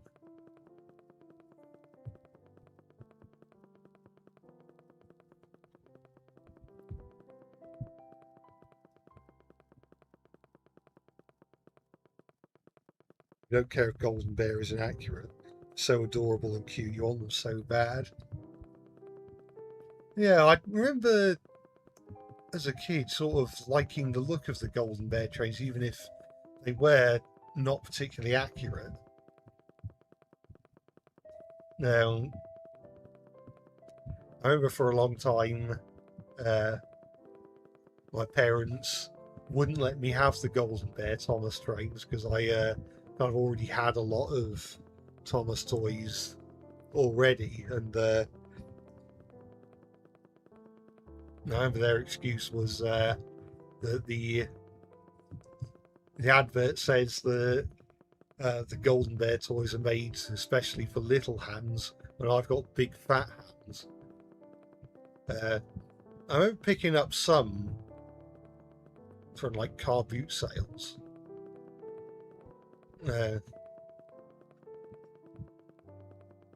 So I got over the years I amassed like a small collection of Golden Bear Thomas characters. I remember having a talking Percy, but if I remember right, it was one of the. I seem to remember correctly, the earlier examples didn't have off switches, and as well as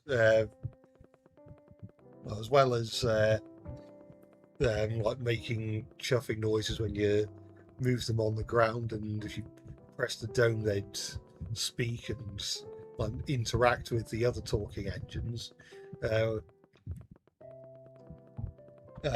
They would like whistle intermittently. I'm not sure if it was like every hour or something, but we couldn't find a way to shut it up, and so in the end, it just got chucked in the bin because I think my dad was getting fed up with Percy's constant whistling.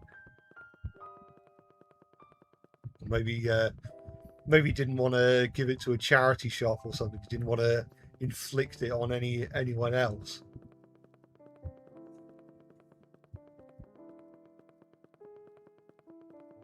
Recently picked up Rule the Rails, mostly thanks to me mentioning it. Yeah, I mean, it is a. I mean, I probably should have picked it up during the Steam sale. But I didn't think to pick it up. But yeah, I think Rule the Rail is quite a fun little game to play in short bursts, and I've always enjoyed the Wild West version as well, which I think was a bit more interesting because it had like music and stuff, and it had maybe a slightly more like there's bit more going on in terms of like the vibes of it.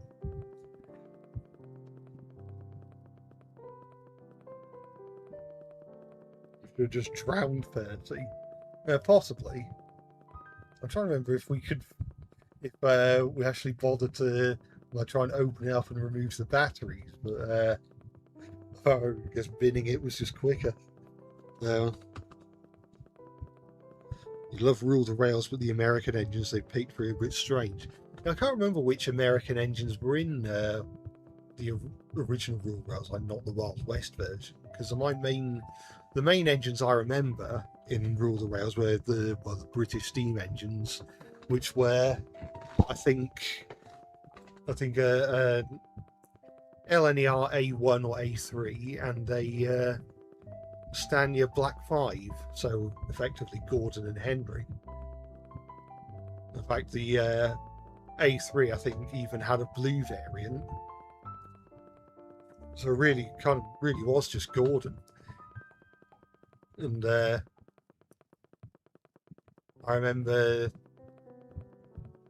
seem to remember in some versions there was a tank engine. I'm trying to remember. I don't think it was a British tank engine. I think it was a European, like a mainland European design of some description. Maybe like a Swedish engine. I'm not sure.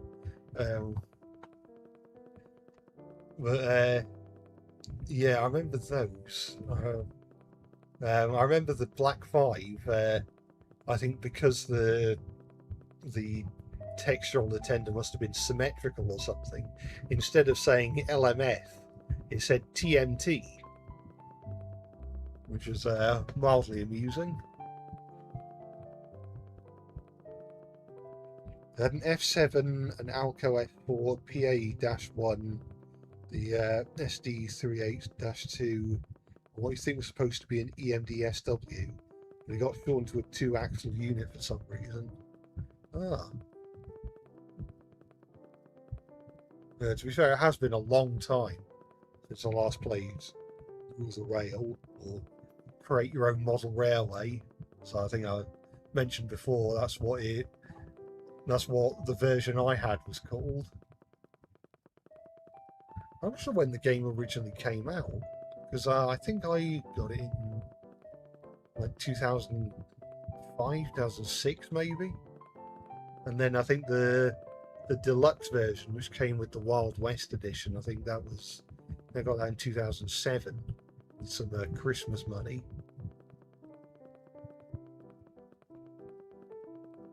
I think I got that and EA Rail Simulator, but I couldn't. I said this before. At the time, I didn't have a computer that could run EA Rail Simulator.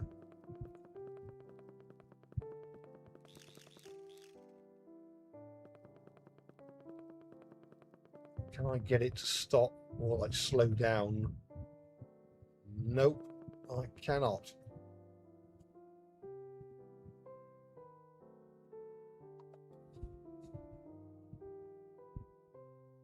What's the best Thomas Range model merch? Again, I think I've said this before, but I go through phases of liking different ones. It's possibly the reason I'm poor, but I do like Capsule Play Rail. Now, there is just something to be said about toys that are as tiny as that and like with a fair amount of detail on them, and just a large, like a lot of collectible appeal.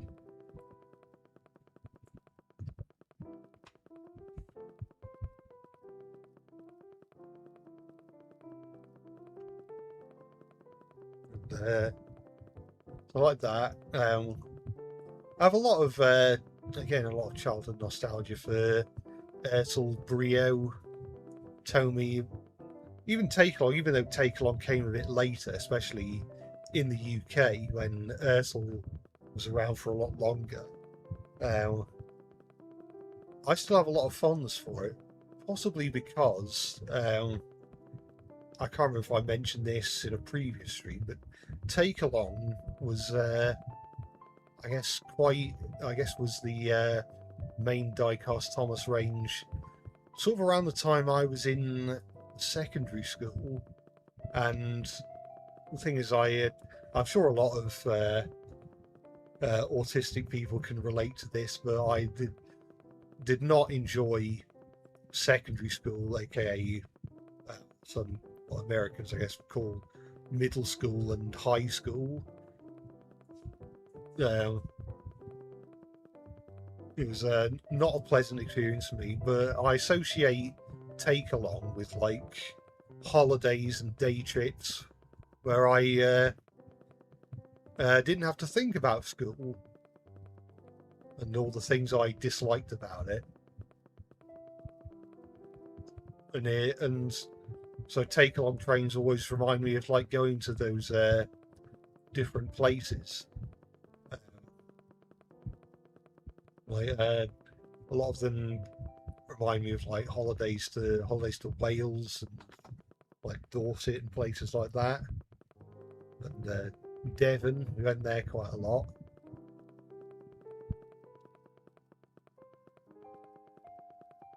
I often have birthday money to spend, or sometimes Christmas money, and Take Alongs were a good way of spending it.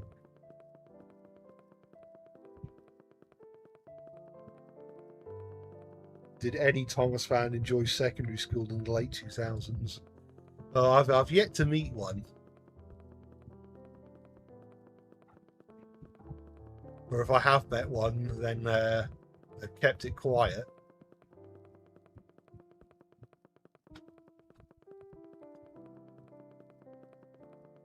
Tried going in happily, but got bullied and then accused of liking trains in a certain way and got disgusted. Yeah, that is pretty seems pretty quintessential secondary school experience for someone with special interests.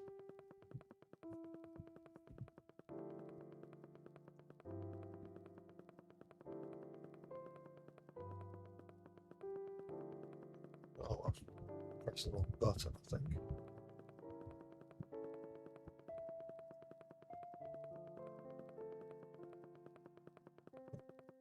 You relate to the not liking high school thing. You didn't have a good time throughout it. Yeah, that is pretty much my experience as well.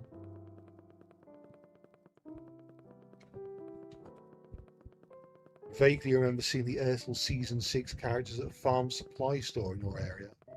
Strange as almost everyone claims they never came out in the US. Yeah, I mean, it's possible that they were imported. Like,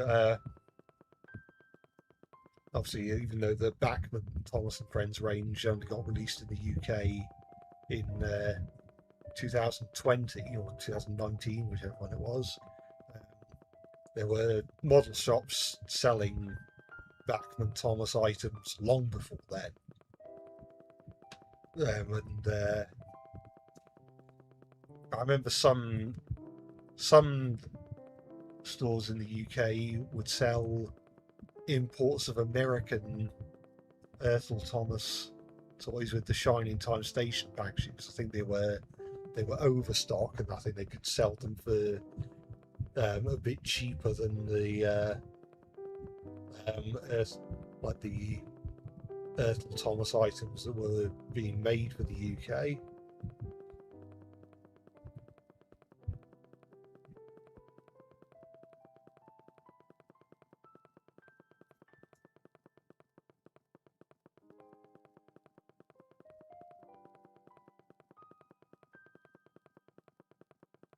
Have I ever seen any videos on Automation, the car company tycoon game? Yeah, I was honestly, I've been wanting to get that and BeamNG Drive for a long time, but I always, whenever the Steam sales come along, it's always like, is it really reduced enough? Is it the two games together really a decent enough price for me? Am I even going to enjoy those games? But I do like watching videos on people making stuff in automation for BeamNG, mainly Grog TV. Might be some of you have heard of him. I quite enjoy his content. It was always good for a laugh.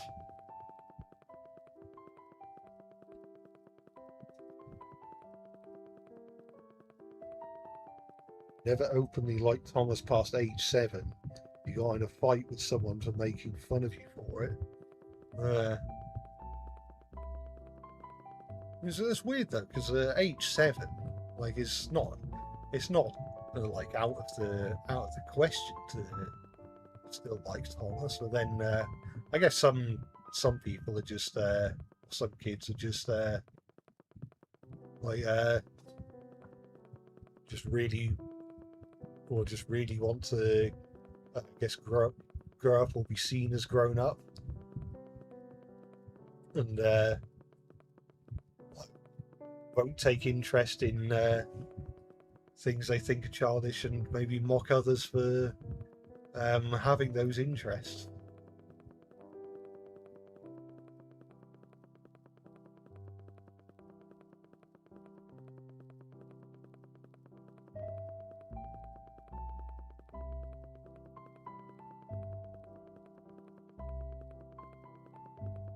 If I ever do Thomas iterations of the Chuggington cast, Brewster looks best as a Class 55 Delta. Yeah, well, I think that's what he's supposed to be. Although, again, I think I've said this in another video, or another stream.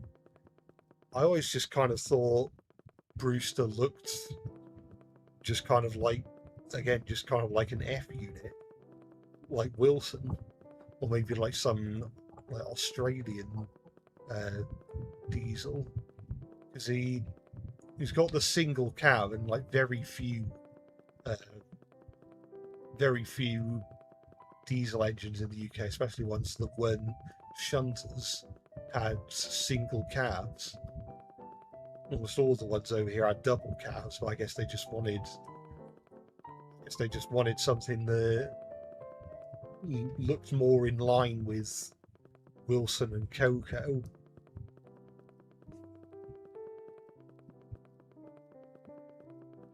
You're the only Thomas fan in your school.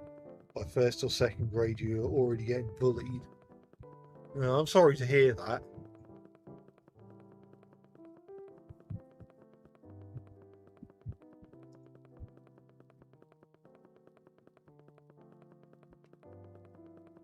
I think this is the thing, because in primary school, I pretty much had my class was pretty much the same from when I began infant school to when I ended junior school. So, and by the time I started infant school, I think quite a few of us were sort of into Thomas and Friends, and even though by the end, I think obviously everyone except me had outgrown it, I think most of my class sort of knew me well enough to realise, oh, he likes Thomas, and he seems okay. Seems like a sound geezer. And so I never during primary school, I never really got made fun of for liking Thomas all that much. Sometimes you get kids in my class who would be get a bit annoyed that I wouldn't shut up about trains. But obviously, secondary school is a different story, because I went to a different secondary school to most of my primary school classmates. Well, my thoughts on TIFO. I mean, I have heard of it, but I can't say I've really watched it or engaged with it at all.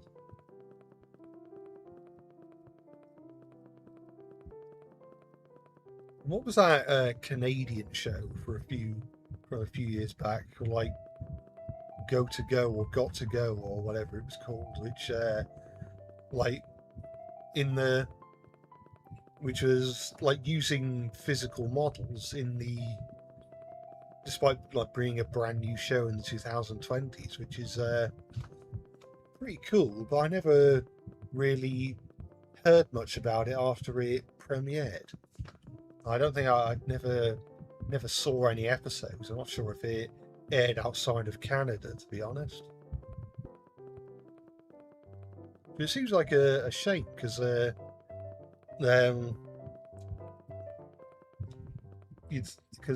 show with there's like a children's show that's using physical models in the modern day can't be cheap to make.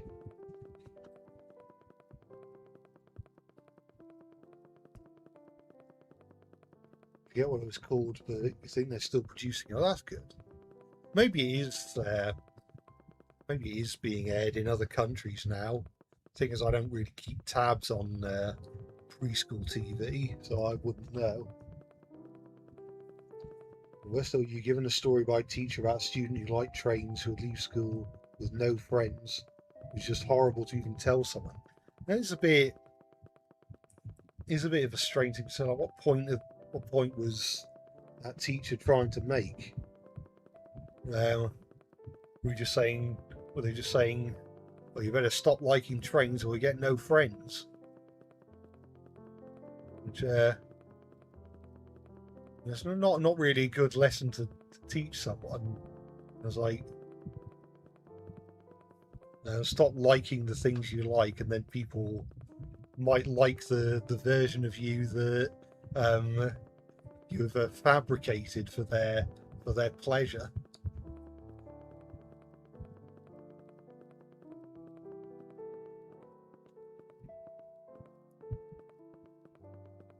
Remember, I draw Cranky and the rest of the non-rail TV series characters. You see Cranky and Edward having some interesting dynamics. Yeah, well, I will at some point. Again, it's just having the making sure the ideas come to me. Because if I'm strapped for ideas on what to do with like a railway series Cranky or the Horrid Lorries or Butch or Elizabeth, whoever else, or the Pack, then it wouldn't make for a particularly interesting video. I think if I'm if I I'll probably think a bit more about it, then I'm sure ideas will eventually come my way. It's funny you actually accidentally made one of your friends get back into trains and Thomas as a whole.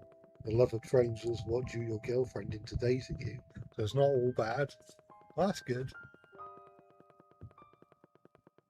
Yeah, it's good when an interest brings people together, and that's the thing, because that teacher may have said, if you like trains, you won't get any friends. But the thing is, if you like trains, then the friends you do make over the shared interest, their friendship is probably going to be more valuable than someone who will only hang out with you because you've again like sort of created a facade that has decided to shed their interest in trains for their sake.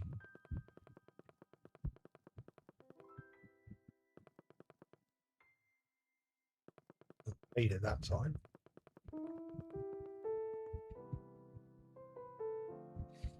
How would I feel if I had to redesign T-Bone characters?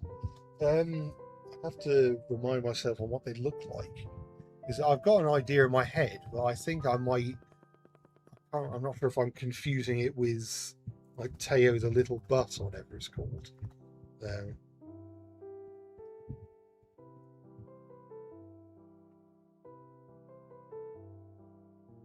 Yeah, I'm not sure I could redesign it. I mean, it'd probably be one of those things where it's like redesign them as Thomas characters, because I think the designs in general, like they're not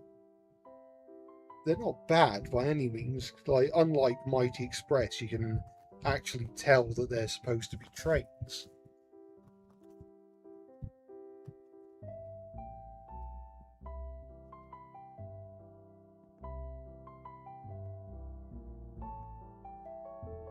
What country is Tatipo from? I wanted to say from like Korea or something, but oh yeah, it's from South Korea.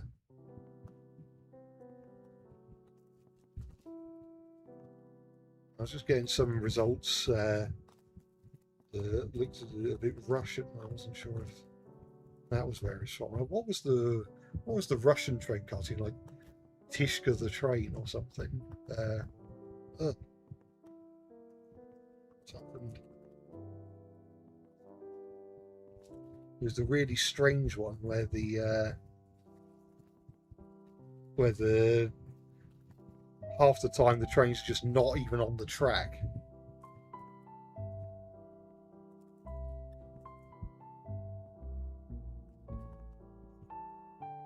Also, I just noticed a thumbnail of well, for starters, the trains in the Tishka the Train almost look like, half the time they almost look more like shoes than trains. But also, there's just this one thumbnail I've seen which is perhaps quite relatable in this heat, which is just two of the characters um, just on fire and just hardly reacting at all.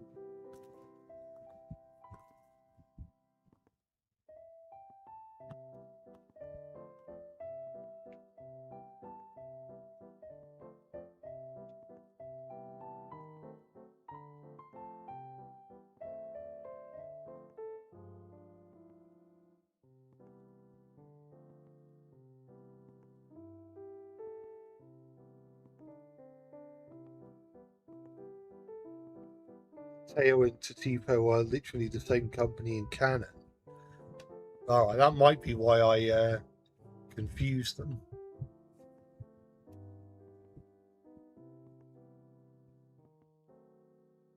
Show the image, please. If I can find it on here, if I pause this, um, let me try and get it up.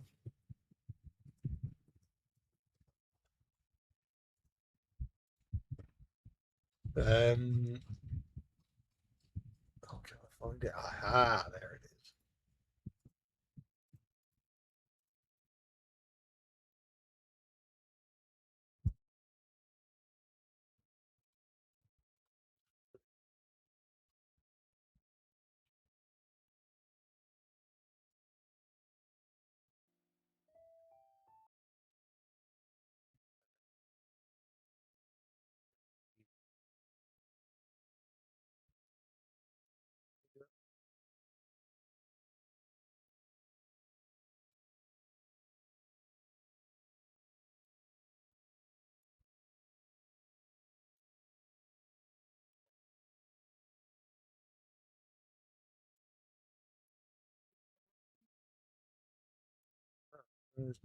Oh, hang on.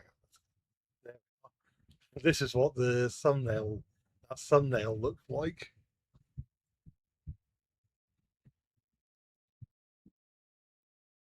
Tatipo has literally the least imaginative name for their characters. There's no one called like Eric or something.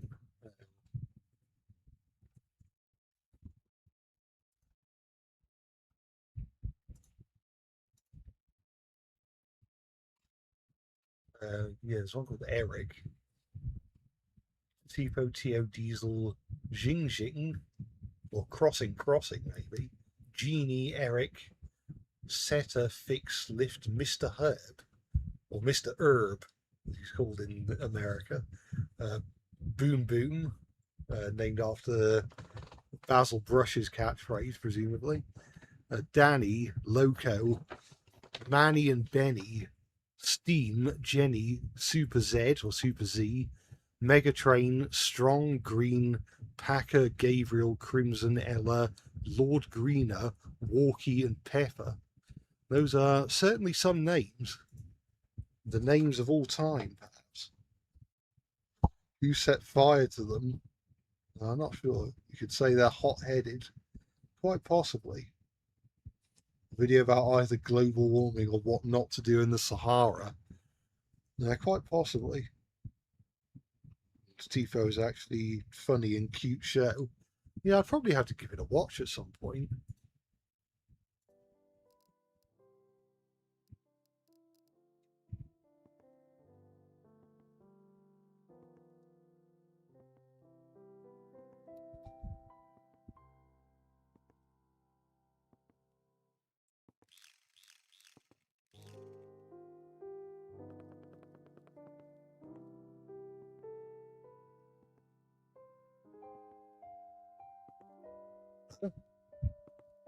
Since when was I off the track?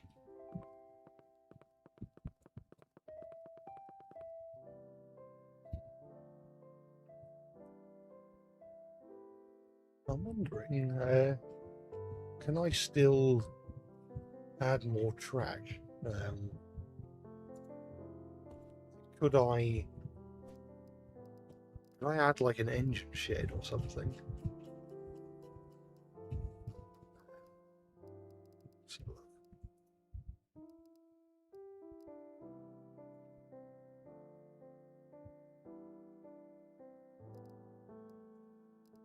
Things maybe.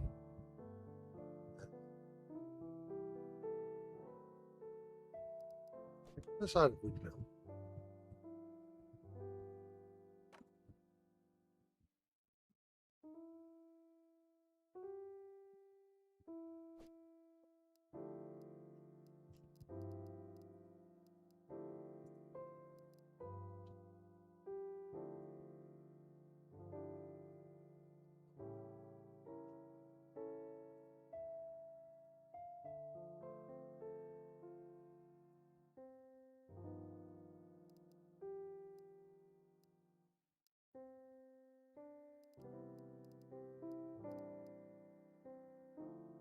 So,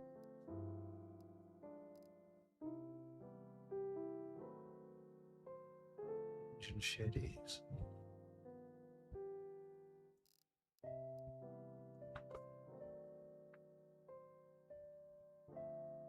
But I decided to make Eric, Jeannie, Manny, and Benny steam engines due to them being diesel and electric locomotives. Well, if they're diesel and electric locomotives, I'll probably keep them as that. But not sure. I'm not sure. I think there is a. Oh, not what I wanted. I can't remember if I know there is a steam engine in TIFO, isn't there? I forget the name of that one. Well, I say forget the name of that one. I never knew it in the first place.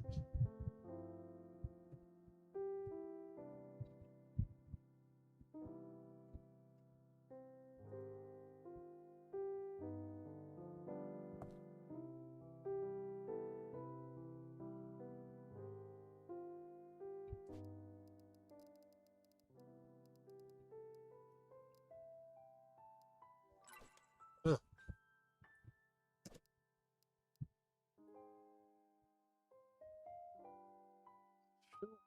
Yeah. Stop.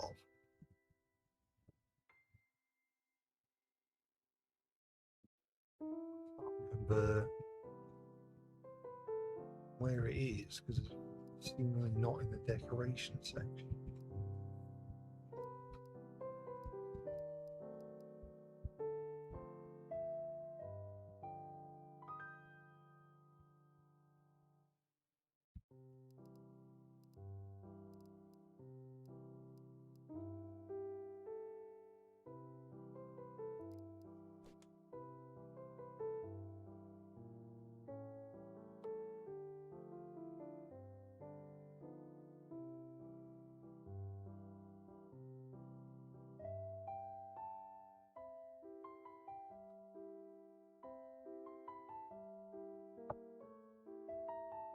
because his name is literally just Steam.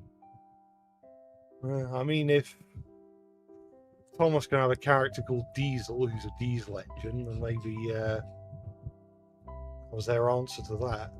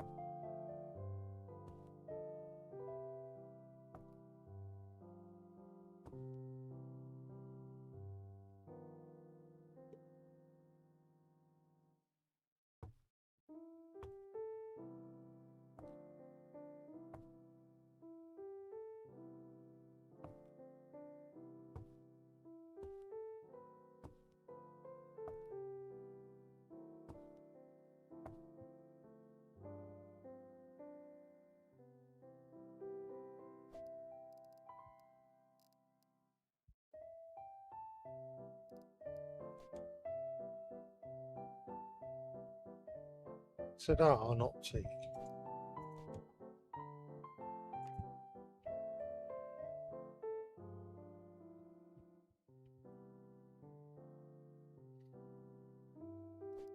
It's not here.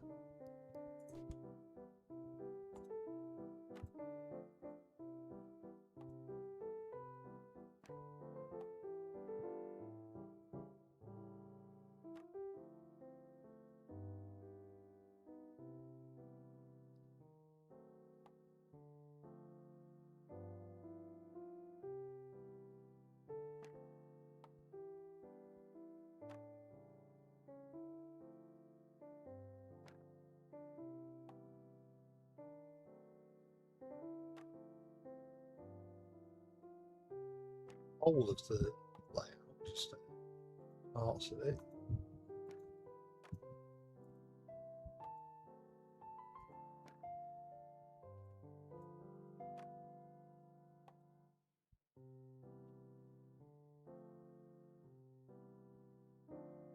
It's not terribly responsive half the time.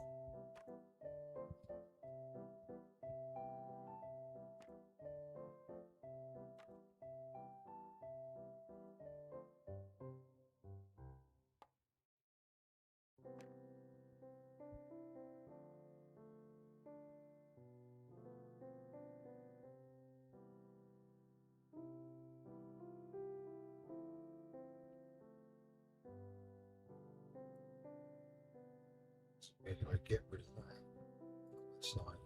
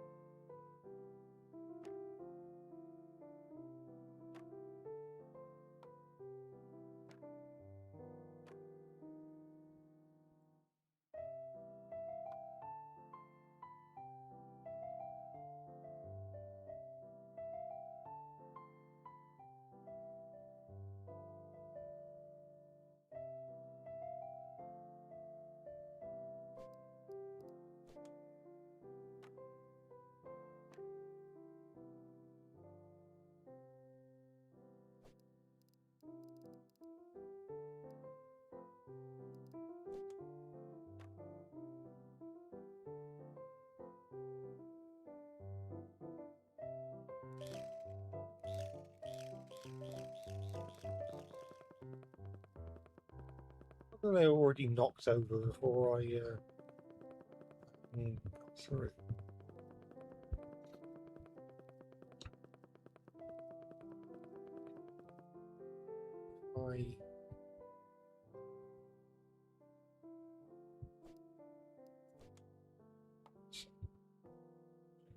Why do they fall over as well?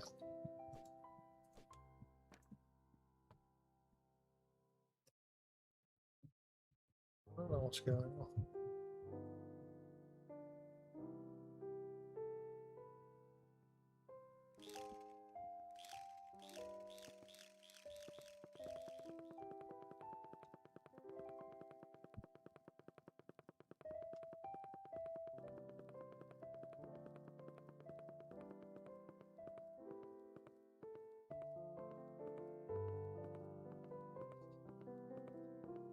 Billy had a meet with season 8 Emily, what would it be like?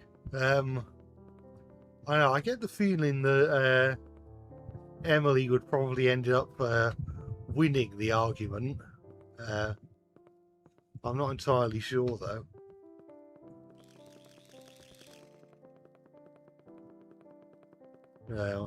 I get the feeling that Emily might be fierce enough to scare Billy into behaving himself.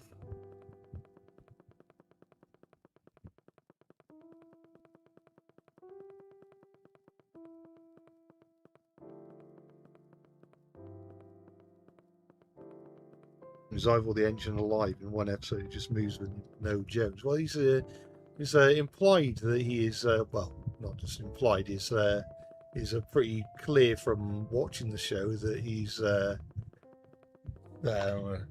sentient being, and a lot of the time it often just feels like Jones the Steam is just sort of well, there to make sure Ivor doesn't get up to any mischief, rather than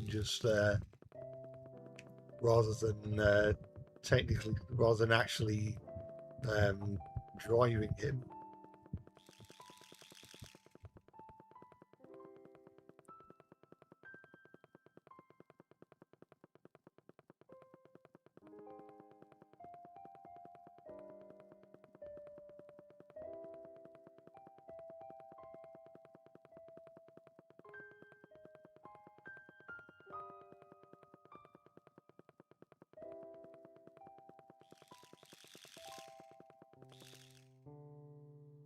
Oh, well, that ended with a bit off-rail action.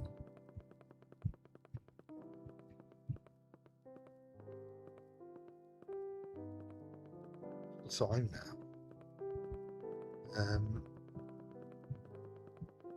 It's gone 2. I know. Maybe just keep going until around 2:30. So I don't want to be here forever, but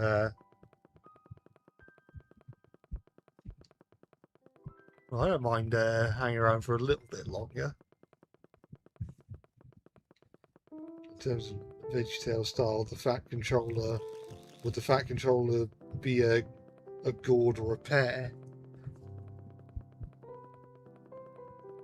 Yeah, I'm not sure. I suppose either would work. Yeah. I mean, pears are fruit, but then so are tomatoes, so are cucumbers.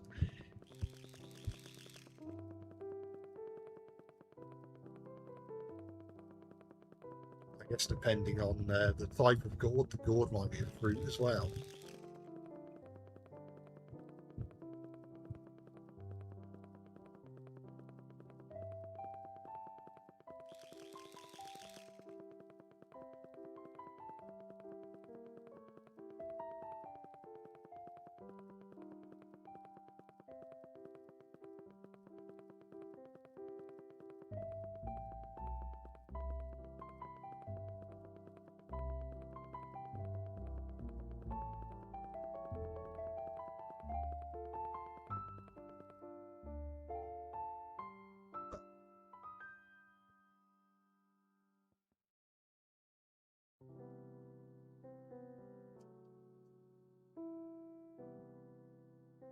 Oh,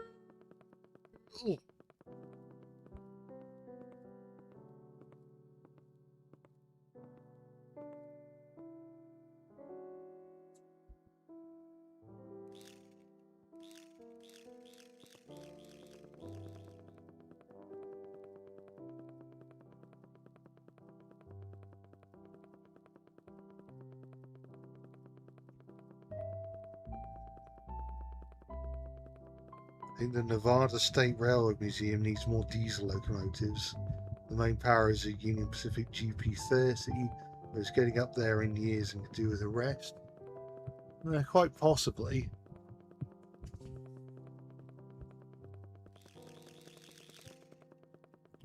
I mean, I don't know too much about American railway centres or American diesels, although I did last Saturday. I actually rode behind an American diesel engine, not like a big freight diesel, but like a narrow gauge diesel switcher built by Plymouth Works of Ohio, I believe, because I was at the Stratford Barn Railway last Saturday. It was quite an interesting little place. Because the railway museum is pretty cool, and I really like the fairground museum they did, because I think when we went, we were expecting the fairground museum to be mostly static exhibits, but it's not. They are like really old fairground rides from like 90 years ago or more, but they're a lot of them are still operational. And there was also a section dedicated to like old arcade coin pusher machines, which I'll admit I have a lot of fondness for.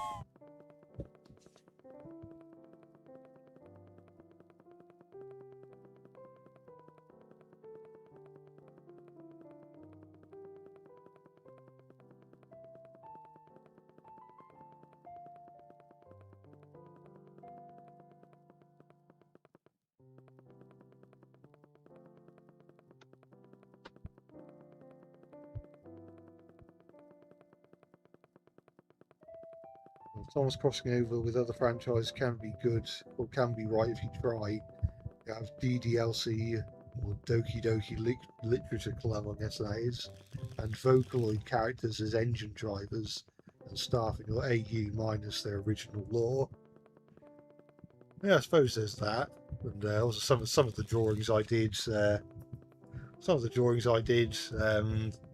other week, like in the request stream, like the Gordon meets Jessica Rabbit, and Percy meets Hi Puffy Amiyumi, which were two crossovers I wasn't expecting to draw going in.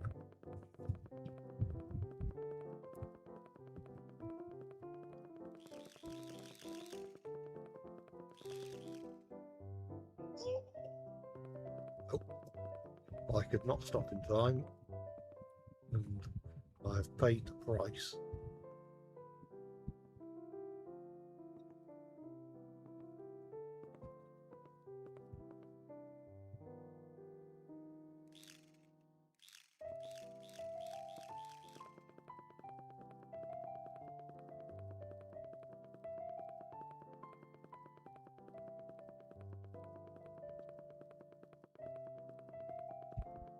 I give Thomas the Beatles livery from that one Hornby model. I could do that if I ever do a part 2 to the Hornby repaints video.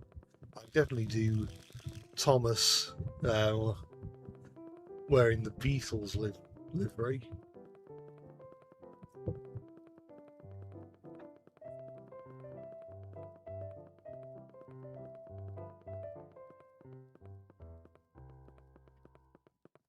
Maybe Thomas owes a favour, or owes Ringo Starr a favour, and that's why he has to wear the livery.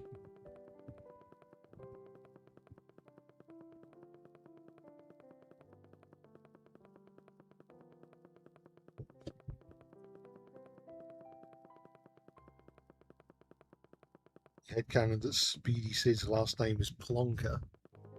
Yeah, I suppose it could work. Sid Plonker.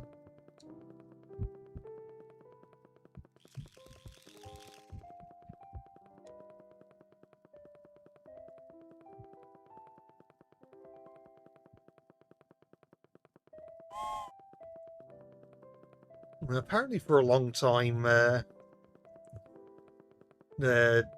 DC Thompson, the publishers of the Beano, because we've always got to mention the Beano on stream.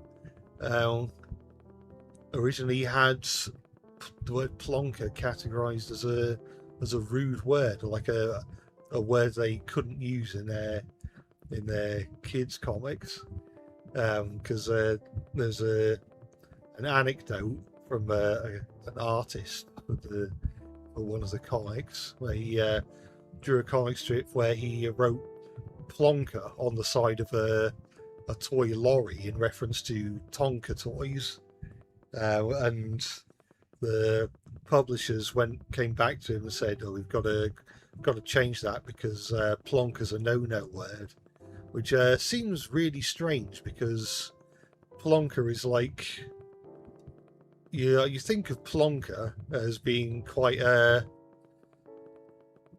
being a very tame, like almost affectionate word.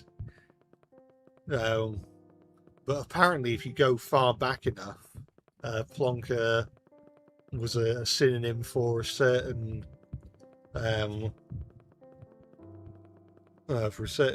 reproductive organ. But it's one of those words that's kind of, at this point, it's just lost so much meaning from its original term. It's like how the word scallywag used to be that if someone called you a scallywag, it sort of meant you were like a really nasty piece of work. Whereas nowadays, you call someone a scallywag, it's basically it's almost always like an affectionate term.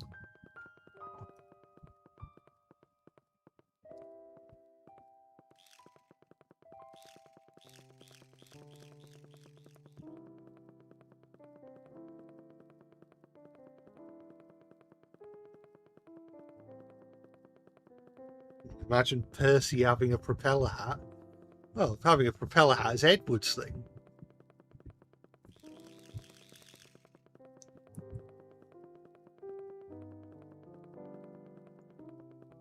I'm sure there must be some people who get the reference.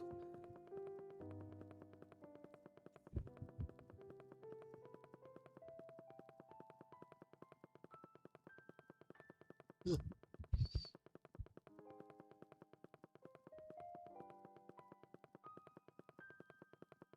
is or was a Quarry Hunslet locomotive in Louisiana, a Welsh narrow gauge railway in Alabama, more akin to a narrow gauge train set, given it's a small loop. It's called the Wales West Light Railway in Silver Hill, Alabama.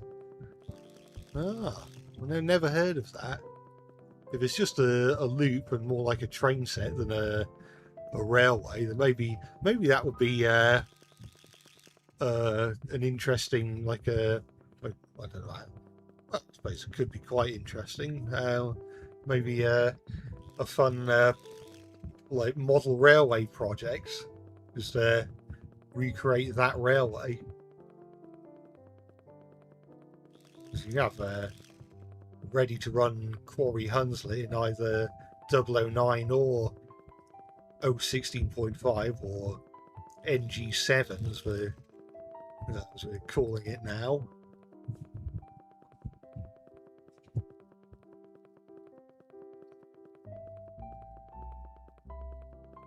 WTL network.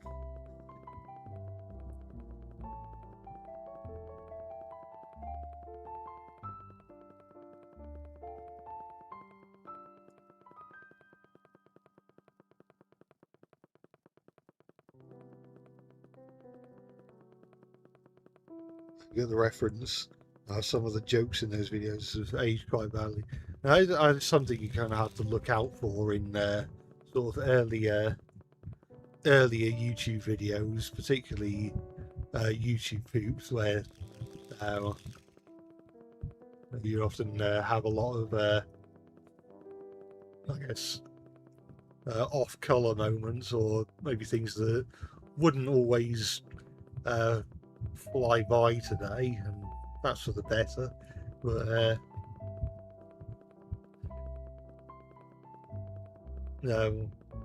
but I do have a lot of fondness for the jokes in those videos that have aged well.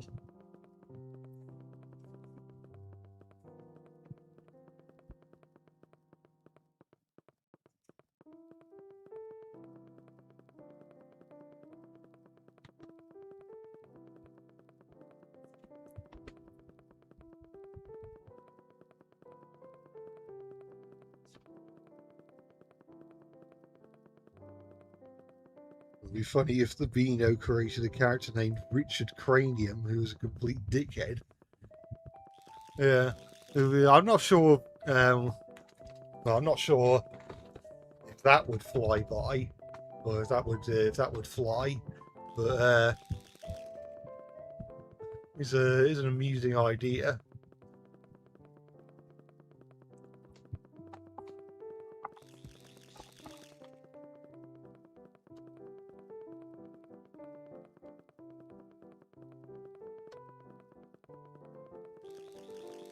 The railway and fireman Sam, also the engine had fires. I didn't realise there was a railway and fireman Sam. I'm guessing that's a thing in the CGI series, because certainly in the model series wasn't a railway. Or maybe there was a railway mentioned by name, but certainly not one that appeared on screen.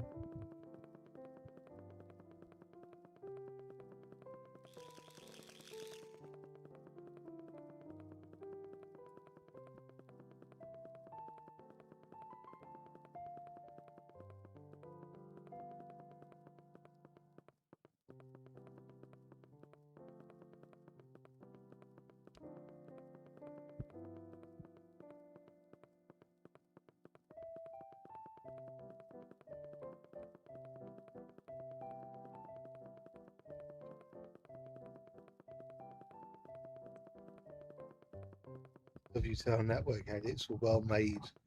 Like Wallace gets ran over on Norman Price runs over Rosa.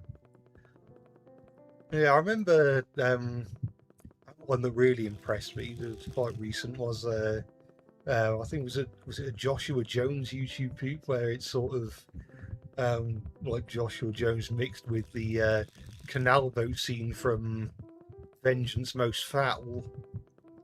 Oh, that was very well done.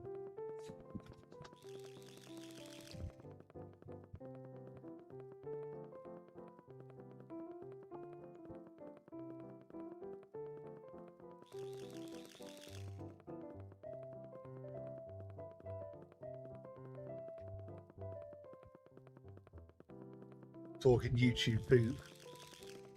Yeah. Just thinking back to some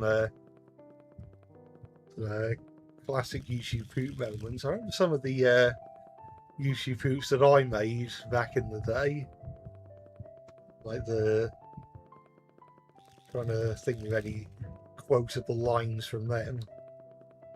Of the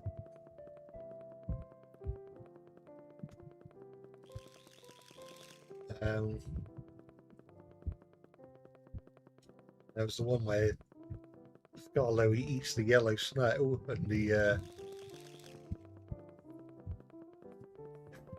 just goes, Scarlo eats cross to see Edward. Fuck off, Edward, he sighed.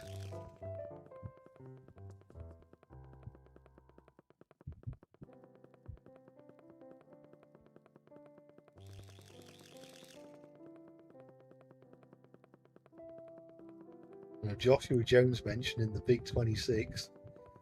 Yeah, the it's always good, always important to keep those old shows relevant. Because I don't remember who owns Joshua Jones, because I always thought it was like Hit Entertainment / Mattel. whoever, but I think it might still be jointly owned by S4C or something. I'm not sure entirely. Um, not entirely sure about the legalities of it all. There's I can't remember if it's still the case. I remember there was a point where Joshua Jones was released on DVD in Australia, but didn't get a UK release. I'm not sure if that's changed now or how easy it is to get on streaming services. I imagine the whole show is on YouTube. And if not, it's probably easy to find on some catch-up TV system like Ketchup or whatever it was.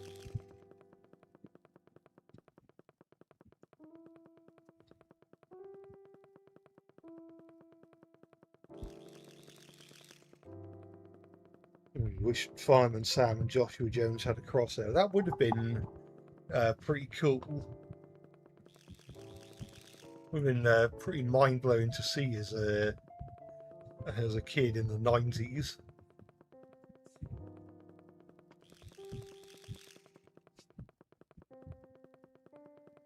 You wrote a story about Queen Mary Brakeman who comes to Sodor, ends up causing trouble, and gets turned into a tea shop on the Little Western as a punishment for all the trouble she caused.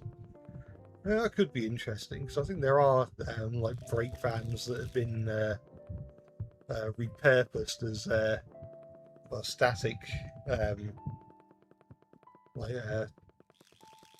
static facilities and attractions.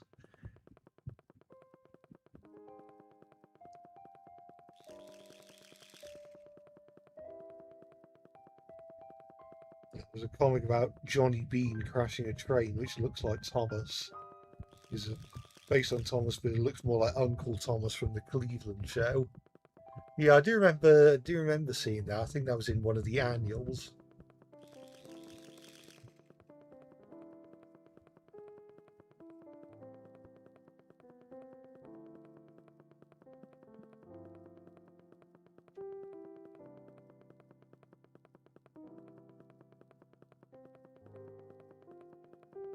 WCL Network also did an edit where Dr. Evil pressed the button down to fall himself, or eyeball the engine crashing like the Gordon Station joke.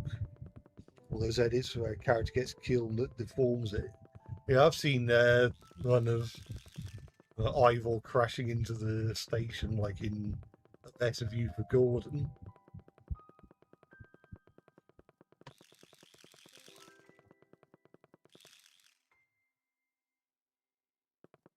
Why did I do that?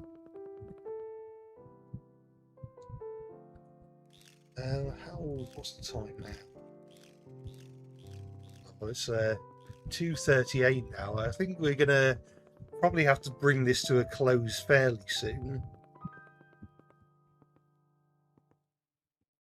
Johnny Bean is basically Dennis the Menace, but toned down a little bit, I suppose. I mean, a lot of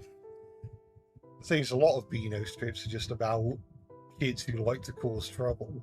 It's kind of their gimmick. I guess with Johnny Bean, it was sort of meant to be I suppose it was meant to be like a parody of like cutesy kid shows, wasn't it? We just have this one character who just wreaks havoc.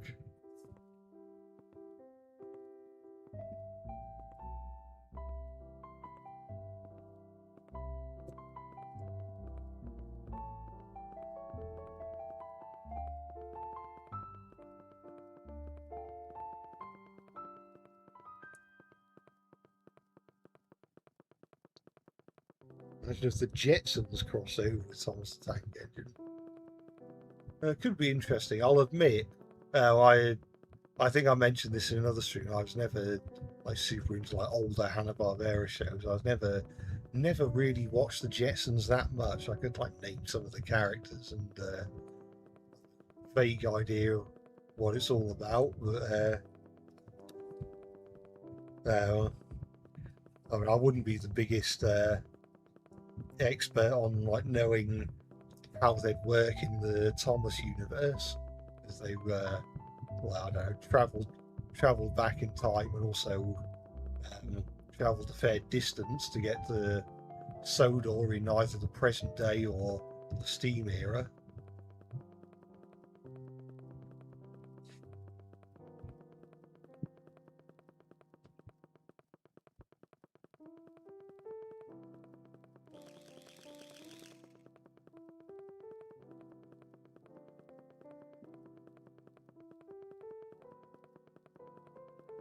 Made a joke custom with a spare Tony Thomas a while back, so you give me your stupid idea, Hatsune E2. It's definitely an interesting idea.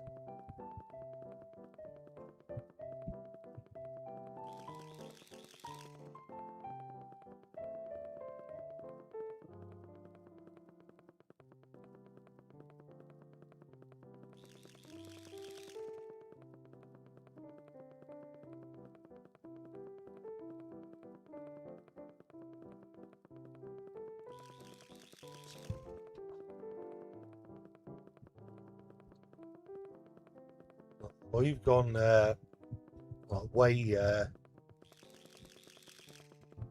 kind of gone way over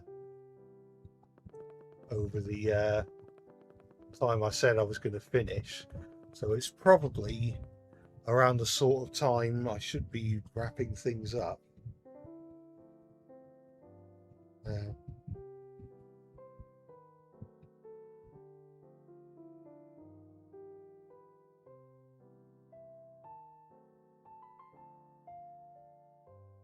We're sort of driving, finding out to fire a steam locomotive with old tyres, keeps taking on a bad load of coal, and being stuck with an engine that was a poor steamer. Right. Remember, Desperate Dan meets a guy called Dangerous Dan. Where there's Dangerous Dan McGrew, who was like a sort of well, he was sort of Desperate Dan's evil doppelganger. But there was also a character from the Beano called Dangerous Dan, but I don't know if he's ever crossed over with Desperate Dan, but it would be cool to see if he did. And Arnold from Fireman Sam is like Thomas if he was a human. Yeah, pretty much. I've seen the Thomas theorist videos about him. But yeah, I'm probably going to leave it here because it's almost 3 o'clock now, and I need to get a bit of sleep tonight. So apologies if it started out a bit low key, but I had a lot of fun, just sort of chatting. It was very much a chill stream today, or tonight, or this morning. But I'm probably gonna leave it there. I hope everyone's enjoyed themselves. Again, I apologise that the original plan ended up being a bit of a damp squib, but we'll chalk it up as a learning exercise. And maybe someday I will end up streaming Open Rails and actually getting it working properly and making it do what I want it to do. But that'll probably be in the future. Next week, there's a chance I won't stream on Friday, but I want to stream on Wednesday because that's when Dench Attack comes out. So the plan, or my plan, is to stream that when it comes out, and hopefully that'll be a fun time. I can imagine that being quite maybe getting a bit maybe maybe getting a bit frustrated at the difficulty, but I'll try and make it like a fun sort of angry, not a just a grumpy muttering sort of angry. I want that stream to be a fun one, so look out for that. But I'm gonna leave it there for tonight. So and hopefully a video will come out on Monday. That's still the plan. Uh, so we'll look forward to that, and I will see you next time. Well, I'm going to end it here.